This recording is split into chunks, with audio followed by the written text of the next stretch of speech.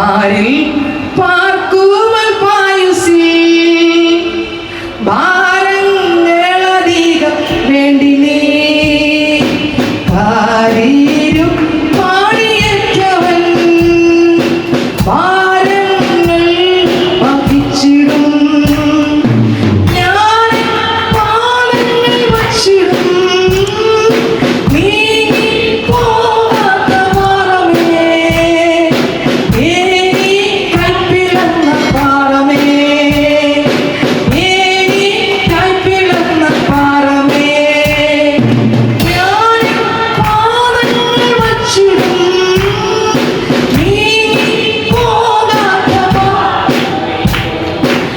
Any കൈപ്പിളന്ന പാറമേ any കൈപ്പിളന്ന പാറമേ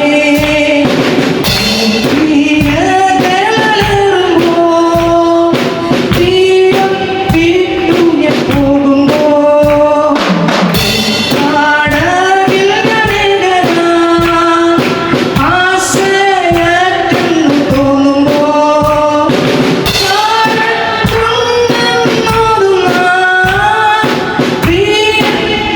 സ്വരം കേൾക്കും ഞാൻ സ്വരം കേൾക്കും ഞാൻ സ്വരം കേൾക്കും ഞാൻ ആരും പാർക്കുവൽ പായുസി ഭാരങ്ങളധികം വേണ്ടി നീ ആരെയും പാടിയേറ്റവൻ ഭാരങ്ങൾ വഹിച്ചിടും. ഹല്ലേലൂയ. മർക്കോസിന്റെ സുവിശേഷം അതിന്റെ 2-ാം അധ്യായം വായിക്കുമ്പോൾ മർക്കോസിന്റെ സുവിശേഷം അതിന്റെ 2-ാം അധ്യായം 1 മുതലുള്ള വാക്യങ്ങൾ വായിക്കുമ്പോൾ ആഴമേറിയ തിരുവചനങ്ങളാണ് ആ ഭാഗത്ത് ദൈവത്തിന്റെ ആത്മാവ് നമുക്ക് നൽകിയിരിക്കുന്ന ആലോചനകൾ. കഴിഞ്ഞ ഞായറാഴ്ച നമുക്ക് ദൈവം തന്ന ആലോചന കർത്താവാകുന്ന യേശുക്രിസ്തു ഈ ഭൂമിയിൽ എങ്ങനെയായിരുന്നു. കർത്താവ് ഒന്നിനെക്കുറിച്ചും അതിൻ്റെ ആശയം ഞാൻ പറയുകയാണ്. ഒന്നിനെക്കുറിച്ചും വിചാരപ്പെട്ടില്ല. പിതാവ് ഏൽപ്പിച്ചത് പുത്രൻ ചെയ്തു. തൻ്റെ കയ്യിൽ നോട്ടുകെട്ടുകളോ ഒന്നും പാക്കറ്റിലില്ലായിരുന്നു. പക്ഷേ എല്ലായിടത്തും പിതാവിൻ്റെ ഇഷ്ടപ്രകാരം ദൈവം നടത്തി. ഒരിടത്തും തല കുനിയാൻ, ഒരിടത്തും പാപമുണ്ടെന്ന് കണ്ടുപിടിക്കാൻ, ഒരിടത്തും തെറ്റുണ്ടെന്ന് കണ്ടുപിടിക്കാൻ, യേശുവിൽ ഉണ്ടെന്ന് കണ്ടുപിടിക്കാൻ ആർക്കും എന്തില്ല, കഴിഞ്ഞില്ല.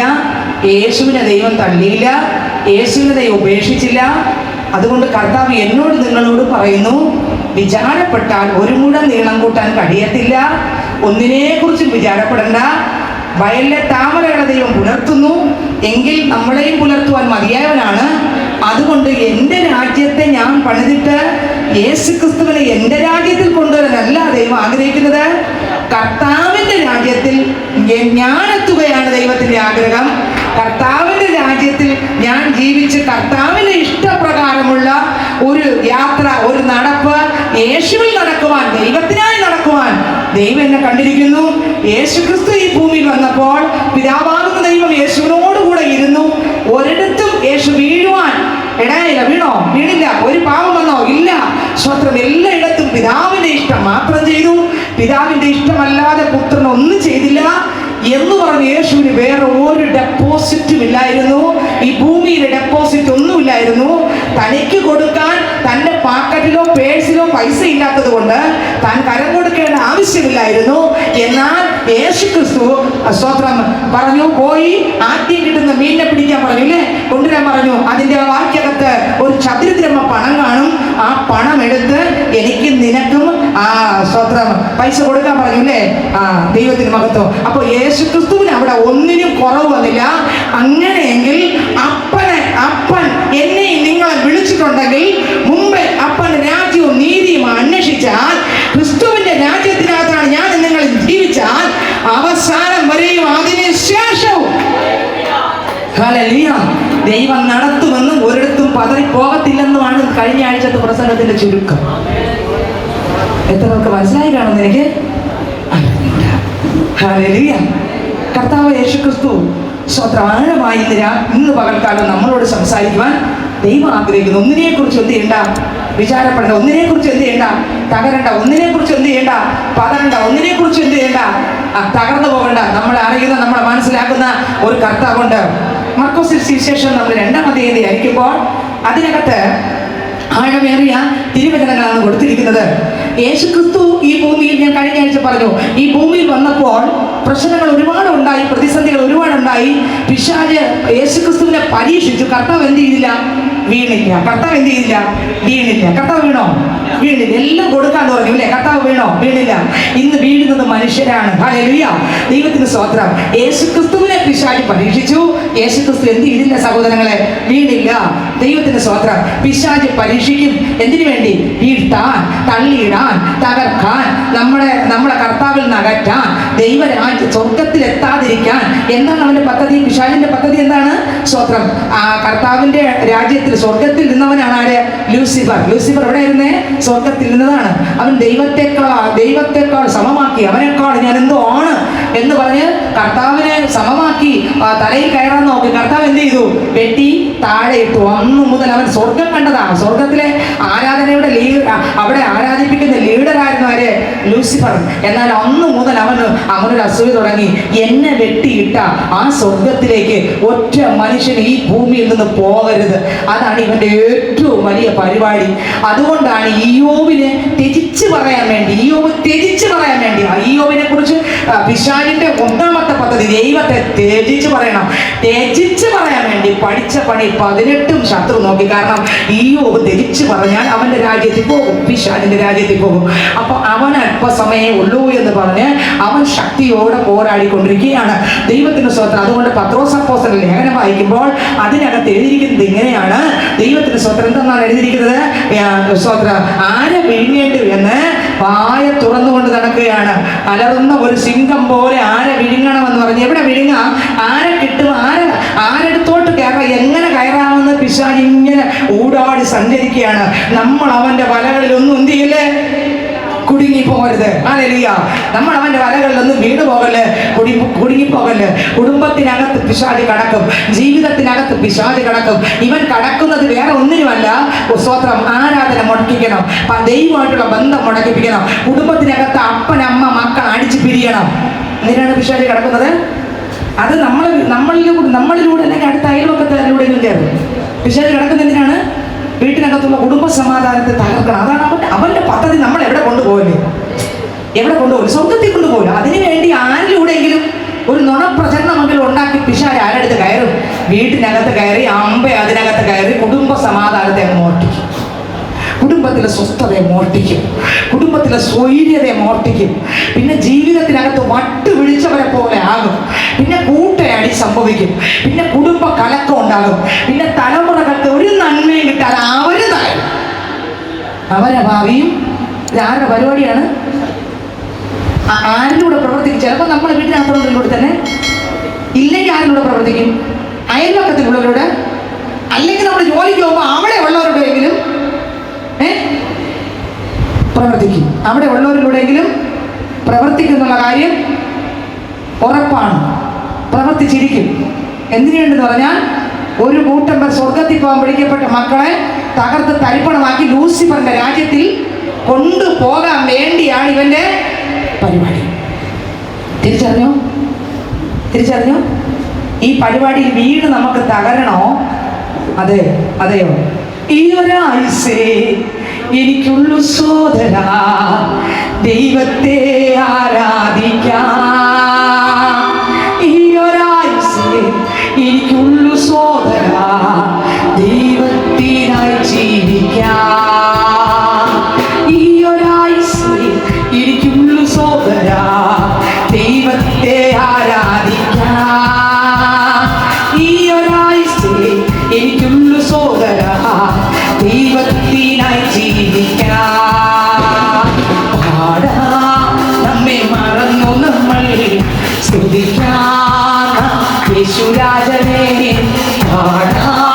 നമ്മെ മറന്നു നമ്മൾ സ്തുതിക്കാം യേശുരാജനെ. ഈ ഒരായുസ്സേ നമുക്കുള്ളു സോദരാ, ദൈവത്തെ ആരാധിക്കാം. ഈ ഒരായുസ്സേ നമുക്ക്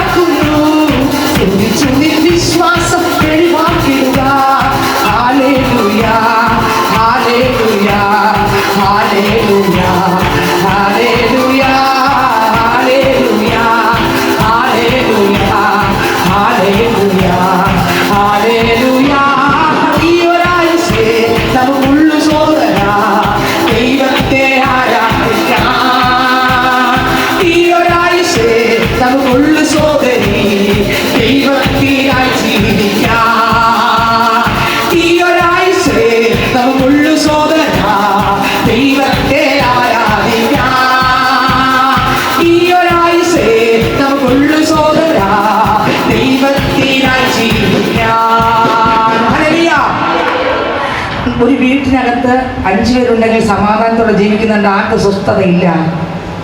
കുടുംബമായിട്ട് പള്ളിയിൽ പോകുന്നവരുണ്ട്, ആർക്ക് സ്വസ്ഥതയില്ല. പറ, ഞാൻ സത്യസന്ധമായിട്ട് പറയും, ആർക്ക് സ്വസ്ഥതയില്ല. തോട്ടത്തിൽ അടിയുണ്ടാക്കിക്കാൻ ആര് വന്നു? ദൈവം അവരും തമ്മിൽ ആനന്ദത്തോടെ 4 വിരൽ നീളമുള്ള ആയുസ് നമുക്ക് ദൈവം തന്നിരിക്കുമ്പോൾ ആനന്ദത്തോടെ പോകേണ്ട സ്ഥാനത്ത് വല്ല പിശാചിനെയും അവൻ്റെ ആലോചനയും അവൻ്റെ ശബ്ദവും കേട്ട് നമ്മൾ തകരല്, നമ്മുടെ മക്കളുടെ ഭാവി തകരല്. ചില ആൾക്കാരുണ്ട്, കുഞ്ഞുങ്ങളുടെ ഭാഗത്ത് ഒരു വീഴ്ചയും കാണില്ല, ചുമ്മാ കള്ളക്കഥ ഉണ്ടാക്കി നോട്ടീസ് ഒട്ടിക്കും. ഒന്ന് അവർ മനസ്സാക്ഷി പോലും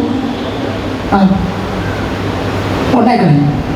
സ്വന്തം അപ്പോൾ അത് ഒരു പരാതിയായി, നുണക്കഥയായി, കള്ളമായി. സ്വന്തം ഇതൊക്കെ നമ്മൾ തിരിച്ചറിയണം. എന്തിനു തിരിച്ചറിയണമെന്നറിയാമോ? നമ്മുടെ കുടുംബത്തിനകത്ത് സമാധാനം തകർക്കാൻ ശത്രു എന്തോ ഒരു അടവിട്ടതാണ്.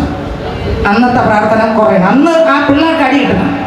അന്ന് അവരെയൊക്കെ അടിച്ച് നുറുക്കി മൂലയിലിട്ട് അപ്പൻ ഒരു വശത്ത് അമ്മ, ഒരു വശത്ത് അപ്പപ്പ, ഒരു വശത്ത് അമ്മമ്മ, ഒരു വശത്ത് എല്ലാവരും 10 വശത്ത് ഇരിക്കുന്നത് കണ്ട് മറ്റൊരുക്കി ചിരിക്കണം. ഇത് എന്തെങ്കിലും ഒരു നുണക്കഥ നമുക്ക് വിശ്വസിക്കാൻ പറ്റില്ല. ഇതെല്ലാം ആരുടെ തന്ത്രമാണ്? ഇവന്റെ തന്ത്രങ്ങളെ നിങ്ങൾ അറിയാതെ ഇരിക്കരുത്. ഈ അന്ത്യനാഴിയിൽ അറിയാതിരിക്കരുത്. ഇവന്റെ പദ്ധതി ഇവനെ വെട്ടിയിട്ടടുത്ത് നമ്മൾ പോകരുത്. കർത്താവ് മരിച്ചത് എന്നെയും നിങ്ങളെയും കർത്താവിനെ പോലെ ആക്കാം, കർത്താവിന്റെ രാജ്യത്തിൽ കൊണ്ടുപോകാൻ. പിശാച് വന്നത് അവനെ എങ്ങനെയെങ്കിലും യേശുവിൽ നിന്ന് നമ്മളെ തെറ്റിച്ച് അവന്റെ രാജ്യത്തിൽ കൊണ്ടുപോകാൻ. അതുകൊണ്ട് നമ്മൾ സ്വത്രം പാമ്പിനെ പോലെ എങ്ങനെയുള്ളവരായിരിക്കണം? പ്രാവിനെ പോലെ. കർത്താവ് പറഞ്ഞു പ്രാവിനെ പോലെ എങ്ങനെയുള്ളവരായിരിക്കണം? നിഷ്കളങ്കരും. അടുത്ത് പാമ്പിനെ പോലെ എങ്ങനെയുള്ളവരായിരിക്കണം?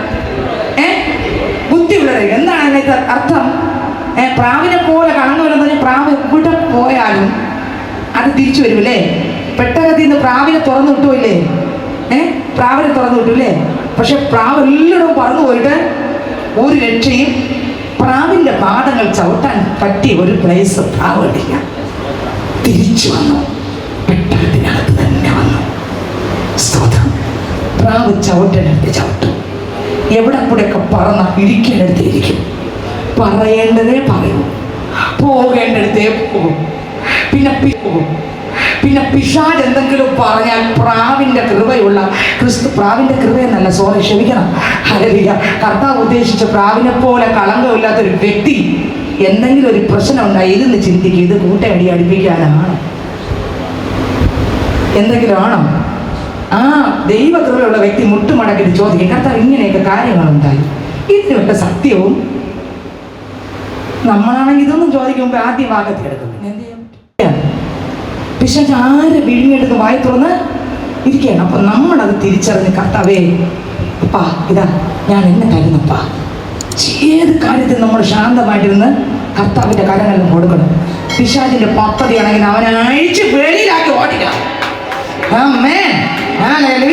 പിശാചിന്റെ പദ്ധതിയാണെങ്കിൽ ഉടനെ എന്ത് ചെയ്യണം? അടിച്ച് വെളിയിലിറക്കി അടിച്ച് പുറത്താക്കണം, നാട് പിടിക്കണം. അവനെ കോമോഡിൽ അടുപ്പിക്കല്ലേ. ദൈവത്തിന് സ്വത്രം, ഹല്ലേലൂയ, ദൈവത്തിന് മഹത്വം. അപ്പോ ഞാൻ പറഞ്ഞൊന്നും വേറെ ഒന്നുമല്ല, ദുഷ്ടൻ ഏദൻ തോട്ടത്തിനകത്ത് കിടന്നപ്പോൾ അവരുടെ കുടുംബത്തിനകത്ത് പ്രശ്നങ്ങളും പ്രതിസന്ധികളും ഉണ്ടായി. ജീവിതം ക്രിസ്തുവിൽ നകന്നു. സ്വർഗത്തിൽ പോകാൻ പാടില്ലെന്നാണ് പിശാചിന്റെ ഏക പരിപാടി. നമ്മൾ ഈ അന്ത്യനാഴിയിൽ എന്ത് ചെയ്യണം? തിരിച്ചറിഞ്ഞോണം, കർത്താവിനെ ആരാധിച്ചോണം, ബലപ്പെട്ടോണം, കൃപമേൽ കൃപ പ്രാപിച്ചോണം, ശക്തിക്ക് മേൽ ശക്തി പ്രാപിച്ചോണം, ബലത്തിന്റെ മേൽ ബലം പ്രാപിച്ചോണം. മറ്റൊന്നും നോക്കാൻ ഇപ്പൊ നമുക്ക് സമയമില്ല. നമുക്ക് യേശുവിനെ നോക്കാം, യേശുവിന്റെ സ്വഭാവത്തെ നോക്കാം, യേശുവിന്റെ കൃപയിൽ ആശ്രയിക്കാം. പ്രതികൂലങ്ങൾ ഉണ്ടായിരിക്കാം, പ്രശ്നങ്ങളുണ്ട്, സാരമില്ല. സ്തോത്രം. ഈ പ്രതികൂലങ്ങളുടെ നടുവിലും ഈ പ്രശ്നങ്ങളുടെ നടുവിലും നേരത്തെ വചനത്തിലൂടെ കേട്ടതുപോലെ തള്ളിക്കളയുന്ന ഒരു ദൈവത്തെ അല്ല ആരാധിക്കുന്നത്. പിതാവാകുന്ന ദൈവം, പുത്രനാകുന്ന യേശു ക്രിസ്തു ഈ ഭൂമിയിലായിരുന്നപ്പോൾ കഴിഞ്ഞ ആഴ്ച നമ്മൾ ചിന്തിച്ചതാണ്, ഒരിടത്തും ദൈവത്തെ മാറ്റിവിട്ടിട്ട് യേശു ഒന്നും ചെയ്തില്ല. അങ്ങനെയെങ്കിൽ യേശുവിനോട് കൂടെ പിതാവ് ഉണ്ടായിരുന്നു, പിതാവ് പറഞ്ഞതല്ല യേശു കേട്ടു. അങ്ങനെയെങ്കിൽ എന്നോട് നിങ്ങളോട് പറയുന്ന മുമ്പേ അവന്റെ രാജ്യവും നീതി അന്വേഷിപ്പിൻ, അതോടുകൂടെ സകലവും നമുക്ക് കിട്ടും. നമ്മളെ കർത്താവ് മരിച്ചത് നമ്മളെ കർത്താവിൻ്റെതാക്കി കർത്താവിന്റെ രാജ്യത്തിൽ കൊണ്ടുപോകാനാണ്. എന്നാൽ പിശാച് വന്നത് നമ്മളെ ആ രാജ്യത്തിൽ പോകാതെ തകർക്കാനാണ്. നമ്മൾ ഏത് തെരഞ്ഞെടുക്കുമെന്ന് ചിന്തിച്ചോളണം. ഹല്ലേലൂയ. അവന്റെ പ്രവർത്തികൾ അടിക്കാനാണ് ആര് വന്നത്? യേശു ക്രിസ്തു വന്നത്. പിശാചിന്റെ പ്രവർത്തികൾ അടിക്കാൻ മനുഷ്യപുത്രൻ പ്രത്യക്ഷപ്പെട്ടു. സ്തോത്രം. യേശു ക്രിസ്തു വന്നത് നമ്മെ പരിച്ചൊതുക്കുന്ന ഇരുട്ടിന്റെ വ്യാപാരങ്ങളെ അടിച്ച് സ്നേഹസ്വരൂപനാകുന്ന പുത്രന്റെ ദൈവത്തിന്റെ രാജ്യത്തിലാക്കി വെക്കാൻ ദൈവത്തിന് സ്വത്രം. ആ പുത്രന്റെ രാജ്യത്തിലാക്കാൻ പല രീതിയിൽ നമ്മളെ തകർക്കാൻ ശത്രു അടവിടും. ഒരിടത്തും തകർന്നു പോകല്. പ്രാർത്ഥന കുറയല്, ആരാധന കുറയല്, വിശ്വാസം കുറയല്, ദൈവമായിട്ടുള്ള ബന്ധം കുറയല്, ദൈവവചന ധ്യാനം കുറയരുത്, ദൈവമായിട്ടുള്ള അടുപ്പം കുറയരുത്. നമ്മളെ തകർക്കാൻ, നമ്മുടെ പ്രാർത്ഥനയെ തകർക്കാൻ, ദൈവമായിട്ടുള്ള ബന്ധം തകർക്കാൻ എന്തെങ്കിലും എവിടെയെങ്കിലും ആരുടെയെങ്കിലും ഒന്നുമില്ലെങ്കിൽ ഏതെങ്കിലും രീതിയിൽ ഹല്ലേലൂയ ശത്രു കലക്കാൻ നോക്കും. പേടിക്കരുത്. ഇവയെല്ലാം കുടഞ്ഞു കളഞ്ഞ് നാവിൽ നിറഞ്ഞ് ആരാധിച്ച് ജയത്തോടെ ആത്മാവിൽ നിറഞ്ഞോളണം. ഇതെല്ലാം കുടഞ്ഞു കളഞ്ഞ് ആരാധിച്ചോളണം. വേറെ ഒന്നും തിരക്കാൻ പോകരുത്, ഒന്നും ചിന്തിക്കാൻ പോകരുത്. ദൈവത്തിന്റെ കരങ്ങളെല്ലാം കൊടുത്തോളണം. കൊടുത്ത് കർത്താവിനെ മഹത്വമായി മാറിക്കൊള്ളണം. അവിടെ എല്ലാം ദൈവത്തിന്റെ പ്രവൃത്തി വെളിപ്പെടാൻ ഇടയായിത്തീരും. ദൈവത്തിന്റെ ശക്തി വെളിപ്പെടാൻ ഇടയായിത്തീരും. ശത്രു അമ്മയെ പരാജയപ്പെടും. അവന്റെ പദ്ധതികൾ തകർന്ന് ധരിപ്പണമാകും. കുടുംബങ്ങൾ പിടിവിക്കപ്പെടും. തലമുറകൾ പിടിവിക്കപ്പെടും. കുടുംബത്തിനകത്ത് സ്വസ്ഥത വരും. കുടുംബത്തിനകത്ത് സമാധാനം വരും. നമ്മുടെ വീടിനകം ഒരു ആലയമായി മാറട്ടെ. നമ്മുടെ ജീവനുള്ള ദൈവത്തിന്റെ ആലയം, നമ്മുടെ വീടും അതുപോലെ യേശു വസിക്കുന്ന.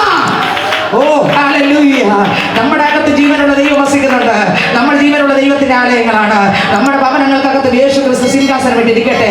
ആ ഒരു കർത്താവ് നമ്മുടെ ഭവനത്തിനകത്ത് നായകനായി എല്ലായിടത്തും യേശു വസിക്കട്ടെ. സ്വോത്ര ദൈവത്തിന് സ്വോത്രം. അതുകൊണ്ട് പിശാചിന്റെ തന്ത്രങ്ങളെ തിരിച്ചറിഞ്ഞുകൊള്ളണം. മർക്കോസ് സുവിശേഷം 2-ാം അധ്യായത്തിലേക്ക് വായിക്കുമ്പോൾ അതിന്റെ 1 മുതൽ വാക്യങ്ങൾ വായിക്കുമ്പോൾ ആഴമായ തിരുവചനങ്ങളാണ് അതിനകത്ത് കൊടുത്തിരിക്കുന്നത്. വായിക്കാമോ? 2-ന്റെ 1-ാം വാക്യം മുതൽ വായിച്ച്. ചില ദിവസം കഴിഞ്ഞ ശേഷം അവൻ പിന്നെ അവരുടെ മുമ്പിൽ ചെന്നു. അവൻ വീട്ടിൽ ഉണ്ടെന്ന് ശ്രുതിയായി. ഉടനെ വാതിൽക്കൽ പോലും ഇടമില്ലാതെ വണ്ണം പലരും വന്നുകൂടി. ജനം വന്നുകൂടി. യേശുവിനെ അറിഞ്ഞിട്ട് ജനം വന്നുകൂടി. അടുത്തവൻ അവരോട് ദൈവവചനം പ്രസ്താവിച്ചു. അപ്പോൾ 4 ഒരു പക്ഷപാതക്കാരനെ ചുമന്ന് 4 വെച്ച് ചേർന്ന് ഒരു പക്ഷപാതക്കാരനെ ചുമന്ന് അടുക്കൽ കൊണ്ടുവന്നു.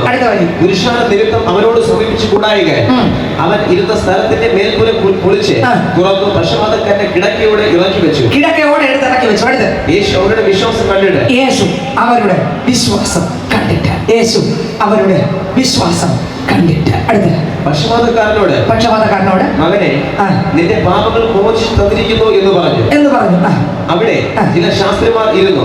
ഇവൻ ഇങ്ങനെ ദൈവദൂഷണം പറയുന്നത് എന്ത്? ദൈവൻ ഒരുവനല്ലാതെ പാപങ്ങൾ മോചിപ്പാൻ കഴിയുന്നവൻ ആർ എന്ന് ഹൃദയത്തിൽ ചിന്തിച്ചു കൊണ്ടിരുന്നു. ഇങ്ങനെ അവർ യേശുവിനെ അവർ ദൈവമായിട്ട് അംഗീകരിച്ചില്ല. ഇങ്ങനെ അവർ ഉള്ളിൽ ചിന്തിക്കുന്നത് യേശു ഉടനെ മനസ്സിൽ ഗ്രഹിച്ചു. ചിന്തിക്കുന്നത് മനസ്സിലാക്കുന്ന ദൈവമാണ്. ഇന്ന് ഇതിനകത്ത് എന്റെ നിങ്ങളുടെ ചിന്തകൾ അറിയുന്ന ദൈവം, വിചാരങ്ങൾ അറിയുന്ന ദൈവം. നമ്മൾ എന്തൊക്കെ ചിന്തിക്കുമ്പോൾ ചിന്ത പോലും എന്റെ അടുത്തിരിക്കുന്ന ആളിനെ പൂർണ്ണമായിട്ട് അറിയത്തില്ല. ദൈവം കൃപ കൊടുത്താൽ ചിലപ്പോൾ ചിന്ത അറിയാൻ പറ്റുമായിരിക്കും. പക്ഷെ ദൈവം കൃപ കൊടുക്കാതെ ആർക്കും ഒരു ചിന്ത അറിയാൻ പറ്റത്തില്ല. പക്ഷെ എല്ലാ ചിന്തയും അറിയുന്ന ഒരു ദൈവമുണ്ട്. ഇന്ന് ഇതിനകത്ത് ചിന്തകൾ അറിയുന്ന ഒരു ദൈവം, ആഴമായി ചിന്തകൾ അറിയുന്ന മനസ്സിലാക്കുന്ന ഒരു യേശു ക്രിസ്തു ഇന്ന് ഇതിനകത്ത് വന്നിട്ടുണ്ട്. ഹല്ലേലൂയ. ഇവിടെ ഇത് ജനത്തിന്റെ ചിന്തകളെ മനസ്സിലാക്കി. നമ്മുടെ ചിന്ത എന്താണെന്ന് ചിന്തിച്ചു നോക്കിയേ. അല്ലെങ്കിൽ ക്രിസ്തുവിനെ ആണോ ചിന്തിക്കുന്നത്, ലോകത്തെ ആണോ ചിന്തിക്കുന്നത്? കർത്താവിനെ എല്ലാം കാണാം. ദൈവത്തിന്റെ സ്വത്രം. നമ്മൾ മനുഷ്യനെ മറച്ചാലും ദൈവത്തിന്റെ കണ്ണെപ്പോഴും തുറന്നിരിക്കും. ഹല്ലേലൂയ. നമുക്ക് മറയ്ക്കല്ലേ, ഒരു പരിധി വരെ മറയ്ക്കല്ലേ. സ്വത്രം. ഞാൻ ചോദിക്കട്ടെ, ദൈവത്തെ മറയ്ക്കാൻ പറ്റുമോ? ഇല്ല, ദൈവത്തെ മറയ്ക്കാൻ നമുക്ക് ഒരിക്കലും പറ്റത്തില്ല. ദൈവം എപ്പോഴും നമ്മളെ ഉള്ളതുപോലെ നമ്മളെ കണ്ടുകൊണ്ടിരിക്കുകയാണ് അല്ലേ? ഉള്ളതുപോലെ അറിയും. നമ്മൾ എന്തൊക്കെ കാണിച്ചാലും കർത്താവിന്റെ മുമ്പിൽ ഒന്നുമല്ല സ്നേഹിതരെ. നമ്മൾ പലപ്പോഴും നമ്മുടെ രാജ്യമൊക്കെ പണിത് അതിനെ ഒന്ന് നല്ല ഭംഗി കൂട്ടി അത്തി ഇലയൊക്കെ കൂട്ടി തുന്നി ആരും കാണാതൊക്കെ മറച്ചു വെച്ച് നോക്കും. പക്ഷെ കർത്താവ് പറയും, ഇട നിന്റെ അത്തി ഇല എനിക്കറിയരുതോ? നിന്റെ ഈ സ്വത്രം പുറത്തുള്ള ഒരു പ്രത്യേക ഒരു മറയിൽ എനിക്കറിയരുതോ? നിന്റെ ചിന്തകളെ പോലും ഞാൻ അറിയുന്നു. ഇതിനകത്ത് ആലയത്തിനകത്ത് ഞാൻ നിങ്ങൾ ഇതിനകത്ത് ഇരിക്കുമ്പോൾ നമ്മുടെ ചിന്തകൾ അറിയുന്ന ഒരു ദൈവം ഇതിനകത്ത് വന്നിട്ടുണ്ട്. ഹല്ലേലൂയ. വ്യത്യസ്തമായ ചിന്തകളോടായിരിക്കും ഇരിക്കുന്നത്. പക്ഷെ ഞാൻ പറയാം പൈതലേ, ഹല്ലേലൂയ, കർത്താവ് നമ്മുടെ ചിന്തകൾ അത്രമാത്രം ആഴമായി അറിയുന്ന ഒരുത്തരും ഈ ലോകത്തിൽ യേശു അല്ലാതെ ഇല്ല. ആഴമായി എന്നെയും നിങ്ങളെയും അറിയുന്ന മനസ്സിലാക്കുന്ന ഒരു ദൈവമാണ് നമ്മുടെ ദൈവം. ഇവിടുത്തെ ചിന്തകളെ അറിഞ്ഞു. യേശുവിന് വിരോധമായി ചിന്തിച്ച ചിന്തകളെ അറിഞ്ഞു. അടുത്തവർ വായിച്ചേ. യേശുവിനെ മനസ്സിൽ ഗ്രഹിച്ച അവരോട് നിങ്ങൾ ഹൃദയത്തിൽ ഇങ്ങനെ ചിന്തിക്കുന്നത് എന്ത്? പക്ഷപാതക്കാരനോട് നിന്റെ പാപങ്ങൾ മോചിച്ചു തന്നിരിക്കുന്നു എന്ന് പറയുന്നതോ എഴുന്നേറ്റ് കിടക്ക എഴുതി നടക്ക എന്ന് പറയുന്നതോ ഏതാകുന്നു എളുപ്പം എന്ന് ചോദിച്ചു. എന്നാൽ ഭൂമിയിൽ പാപങ്ങളെ മോചിപ്പാൻ മനുഷ്യപുത്രൻ അധികാരമുണ്ട് എന്ന് നിങ്ങൾ അറിയേണ്ടതിന് അവൻ പക്ഷപാതക്കാരനോട് എഴുന്നേറ്റ് കിടക്ക എടുത്ത് വീട്ടിലേക്ക് പോകും. കർത്താവ് പറഞ്ഞു പക്ഷപാതക്കാരനോട് എഴുന്നേറ്റ് കിടക്ക എടുത്ത് നിന്റെ കിടക്ക എടുത്ത് വീട്ടിലേക്ക് പോകാം എന്ന് പറഞ്ഞു. എന്ന് ഞാൻ നിന്നോട് പറയുന്നു എന്ന് പറഞ്ഞു. അടുത്ത വരി, ഉടനെ അവൻ എഴുന്നേറ്റ് കിടക്ക എടുത്തു. ഉടനെ അവൻ എഴുന്നേറ്റു. എന്റെ കർത്താവ് അവൻ എഴുന്നേൽപ്പിച്ചു. ലോകം ഒരുപക്ഷെ അവൻ പാവിയെന്നും അല്ലെങ്കിൽ യേശുവിന് എന്ത് പറ്റിയെന്നും ഒക്കെ പലരും ചിന്തിച്ചുല്ലേ. പക്ഷെ യേശുവിന് അത് വിഷയമല്ല. കർത്താവ് വന്നത് ഇതിനാണ്. ഇന്ന് ഇതിനകത്തിരിക്കുന്ന പൈതലെ, യേശുവിന് നമ്മുടെ വിഷയങ്ങളൊന്നും വിഷയമേ അല്ല. നീ ഏതിനാണ് എവിടെയാണെന്നൊന്നും വിഷയമല്ല. എന്നാൽ ഇവന്റെ ജീവിതത്തിനകത്ത് പാവപ്രവൃത്തി നിറഞ്ഞു കിടന്നു. മനുഷ്യൻ യേശുക്രിസ്തുവിനെ കുറ്റം വിധിച്ചു, കുറ്റം കണ്ടുപിടിക്കാൻ നോക്കി. പക്ഷേ യേശുക്രിസ്തു അവരോട് പറഞ്ഞു, നിന്റെ പാവങ്ങൾ മോചിപ്പിച്ച് തന്നിരിക്കുന്നു, കിടക്ക എടുത്ത് നടക്കാൻ പറഞ്ഞു. ഇല്ലേ, ഒന്നുകൂടെ വായിച്ചാൽ മതി.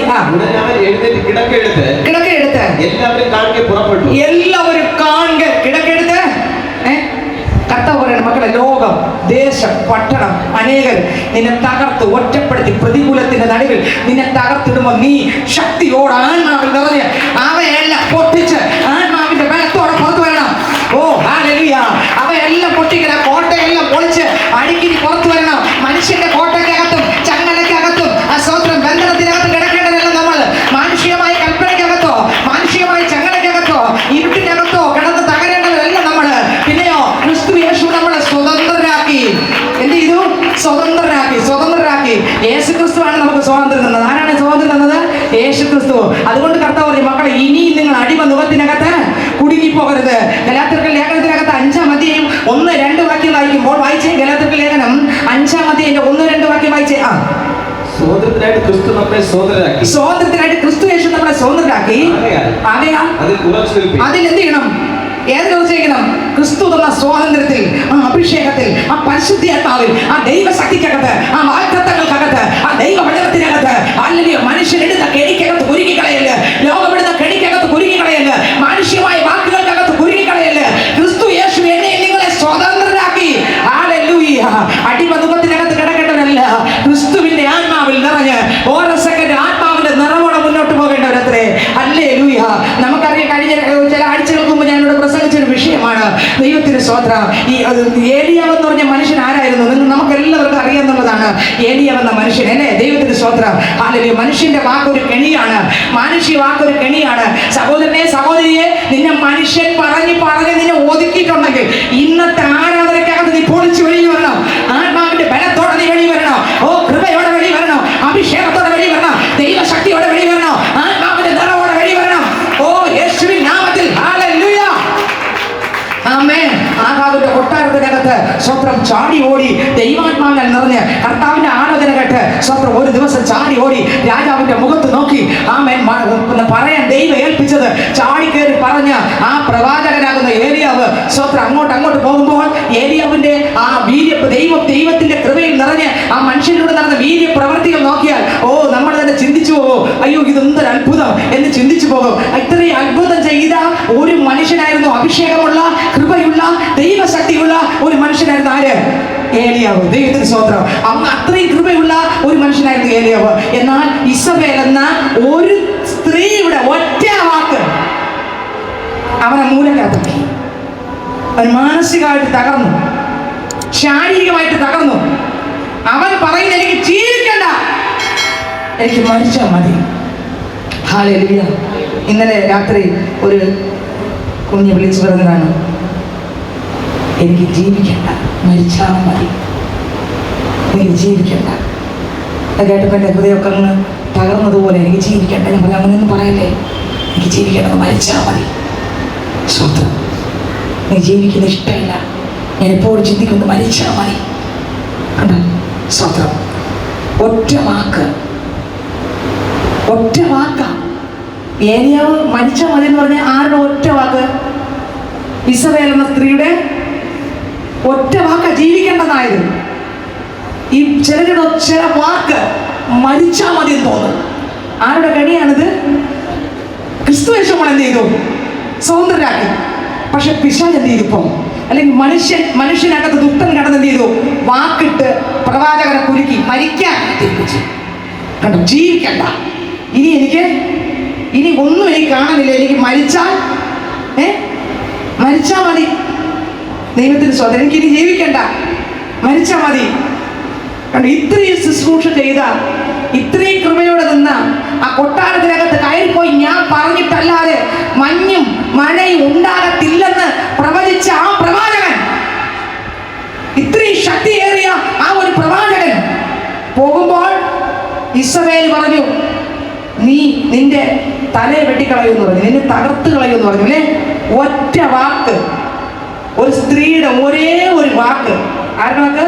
ഒരു സ്ത്രീയുടെ ഒരേ ഒരു വാക്ക് അവന്റെ ശുശ്രൂഷയെ തകർത്തു, അവന്റെ കൃപയെ തകർത്തു, അവന്റെ വിശ്വാസത്തെ തകർത്തു, അവന്റെ സമാധാനത്തെ കെടുത്തി, മാനസിക പിരിമുറുക്കം കൊണ്ടിട്ടു.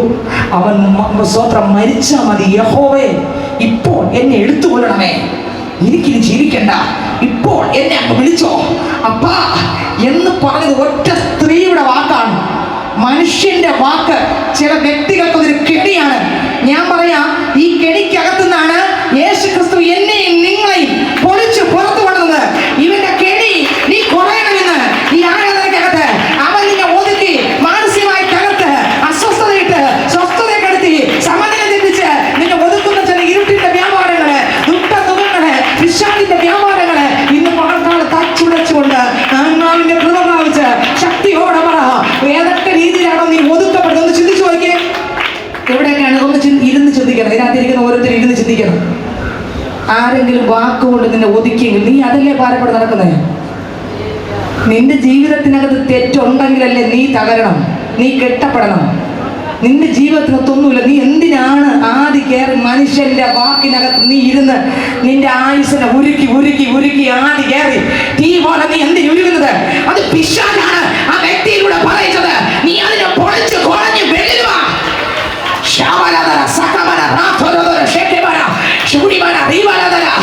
ഏരിയാവിനെ തകർത്തത് ആ സ്ത്രീയുടെ ഒറ്റ വാക്കാ. ഇതിനകത്ത് എത്ര കൊണ്ട് മനസ്സിലാകുന്നുണ്ട്? യേശു ക്രിസ്തു നമ്മളെ സ്വതന്ത്രരാക്കി, എന്നാൽ പിശാച് വീണ്ടും അടിമയാക്കാൻ പോവുകയാ. നിങ്ങൾക്ക് മനസ്സിലാകുന്നുണ്ടോ? യേശു ക്രിസ്തു നമ്മൾ എന്താക്കി? സ്വതന്ത്രരാക്കി. എന്തിനു വേണ്ടി? ക്രിസ്തുവിന്റെ ആത്മാവിനോട് സ്വാതന്ത്ര്യമുണ്ട്.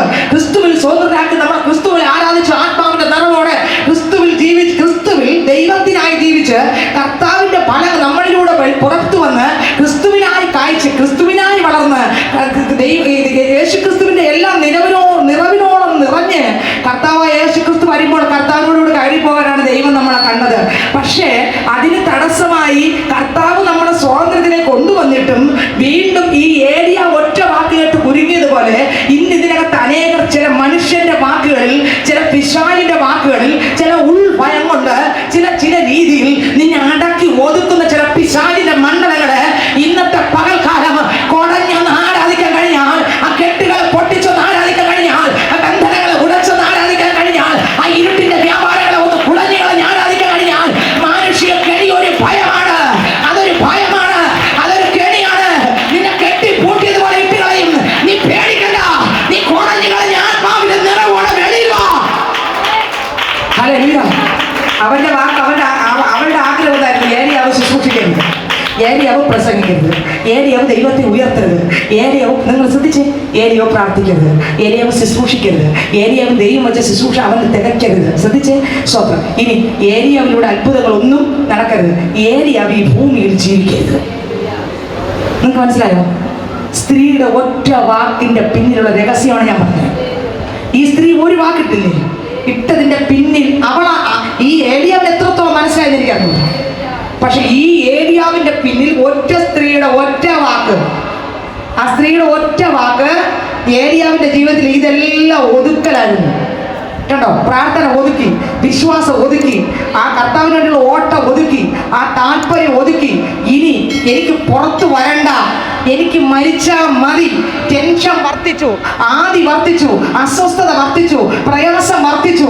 എന്താണ് ഇവൻ ഇത്രയും തീ പോലെ നിന്നവനെ ഒതുക്കിയത്? ഒറ്റ വാക്കാണ്. ഇന്ന് ഇതിനകത്ത് ഞാൻ പറയട്ടെ, എന്നെ നിങ്ങളെ ക്രിസ്തു യേശു പരിശുദ്ധിയാത്മാവിനെ നിറച്ച് അടിമ നുഖത്തിനകത്തുനിന്ന് പൊട്ടിച്ച് നമ്മളെ സ്വതന്ത്രരാക്കി. ഇനിയും നിങ്ങൾ അടിമ നുഖത്തിനകത്ത് കുടുങ്ങി പോകരുത്, മാനുഷിക കെണിക്കകത്ത് കുടുങ്ങി പോകരുത്, പിശാചി ജയമെടുക്കാൻ നമ്മൾ വിട്ടുകൊടുക്കരുത്. അവന്റെ പദ്ധതികളെ നമ്മൾ അറിയാത്തവരല്ലല്ലോ. അവൻ ഒതുക്കി വെല്ലുവിളിക്കുന്ന ചില ശക്തികളെ ആത്മാവിന്റെ നിറവോടെ ആരാധിച്ചു പൊളിച്ചു വേണമെന്ന് ആരാധന കഴിഞ്ഞ് മടങ്ങിപ്പോകാൻ. പ്രാർത്ഥനയിൽ ജീവിതത്തിനകത്ത്, വിശ്വാസ ജീവിതത്തിനകത്ത്, ആരാധന ജീവിതത്തിനകത്ത്, ദൈവമായിട്ട് നിൽക്കുന്ന ബന്ധത്തിനകത്ത്, ആത്മീയ മണ്ഡലത്തിനകത്ത് നമ്മെ ഒതുക്കി വെച്ച ചില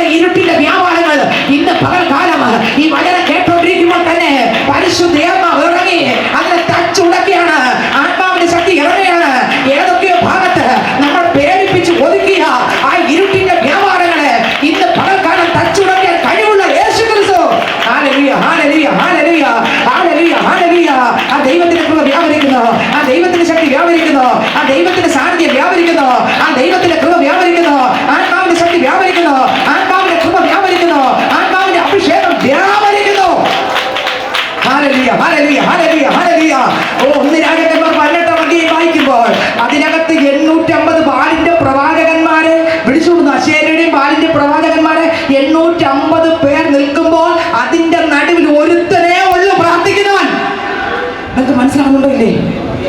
നിങ്ങൾക്ക് മനസ്സിലാവുന്നുണ്ടോ ഇല്ലേ?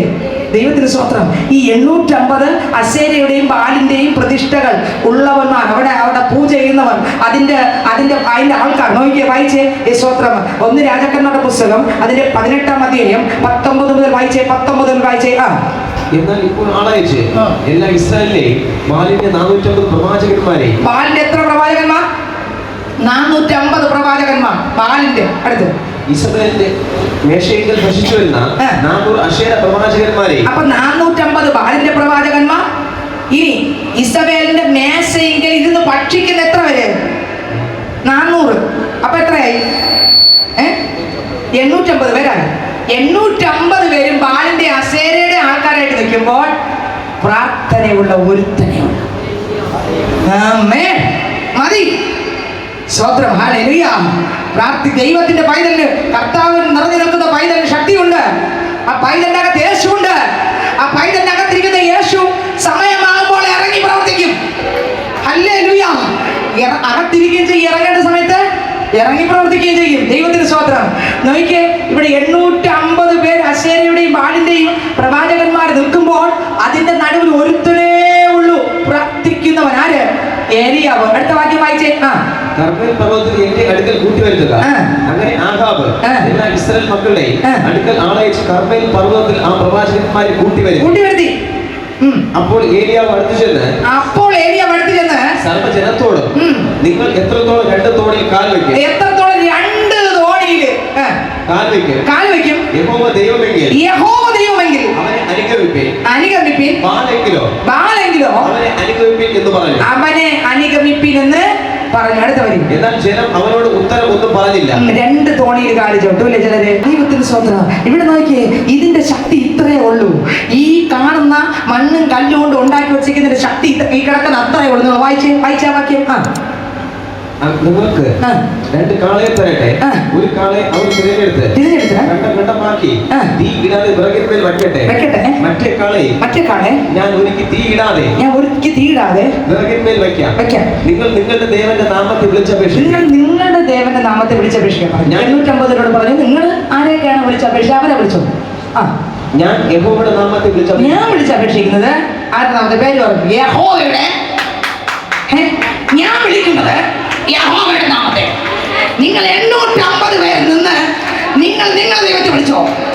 ഹല്ലേലൂയ. സ്തോത്രം. ചങ്കത്ത് കൈവച്ച് ഏലിയാവ് ധൈര്യത്തോടെ പറഞ്ഞു. അടുത്തവർ വായിച്ചേ. ഞാൻ യഹോവയുടെ നാമത്തെ വിളിച്ചപേക്ഷിക്കാം. ഞാൻ വിളിച്ചപേക്ഷിക്കുന്നത് യഹോവയുടെ നാമത്തെ വിളിച്ചപേക്ഷിക്കാം. തീ കൊണ്ട് ഉത്തരം അരുളുന്ന ദൈവം തന്നെ ദൈവം എന്നിരിക്കട്ടെ. എങ്ങനെ? തീ കൊണ്ട് ഉത്തരം അരുളുന്ന ദൈവം, തീ ഇറങ്ങി വന്ന് മറുപടി തരുന്ന ഒരു ദൈവമാണ് സത്യ ദൈവം.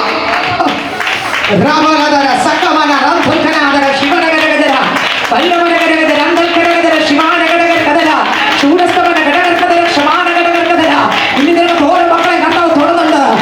നീ ആരാധിക്കുന്ന ദൈവം സർവശക്തനത്രേ. നമ്മൾ ആരാധിക്കുന്ന കർത്താവ് സർവശക്തനത്രേ. തീ കൊണ്ട് ഉത്തരം അരുളുന്ന ഒരു ദൈവം, തീ കൊണ്ട് കത്തിക്കുന്ന ഒരു ദൈവം, തീ കൊണ്ട് ചതച്ചരക്കുന്ന ഒരു ദൈവം, ചിലതിനെല്ലാം ഉടച്ച് കരിപ്പണമാക്കുന്ന ഒരു ദൈവം, കെട്ടിടങ്ങളെ ഉടയ്ക്കുന്ന ദൈവം, കെട്ടികളെ പൊട്ടിക്കുന്ന ദൈവം, വെള്ളത്തെ മാറ്റിക്കുന്ന ദൈവം, യാഗപീഠത്തെ കാത്തിക്കുന്ന ദൈവം, യാഗവസ്തുവിനെ കാത്തിക്കുന്ന ദൈവം, തോട്ടിലെ വെള്ളത്തെ മാറ്റിക്കുന്ന ദൈവത്തിന്റെ തീ.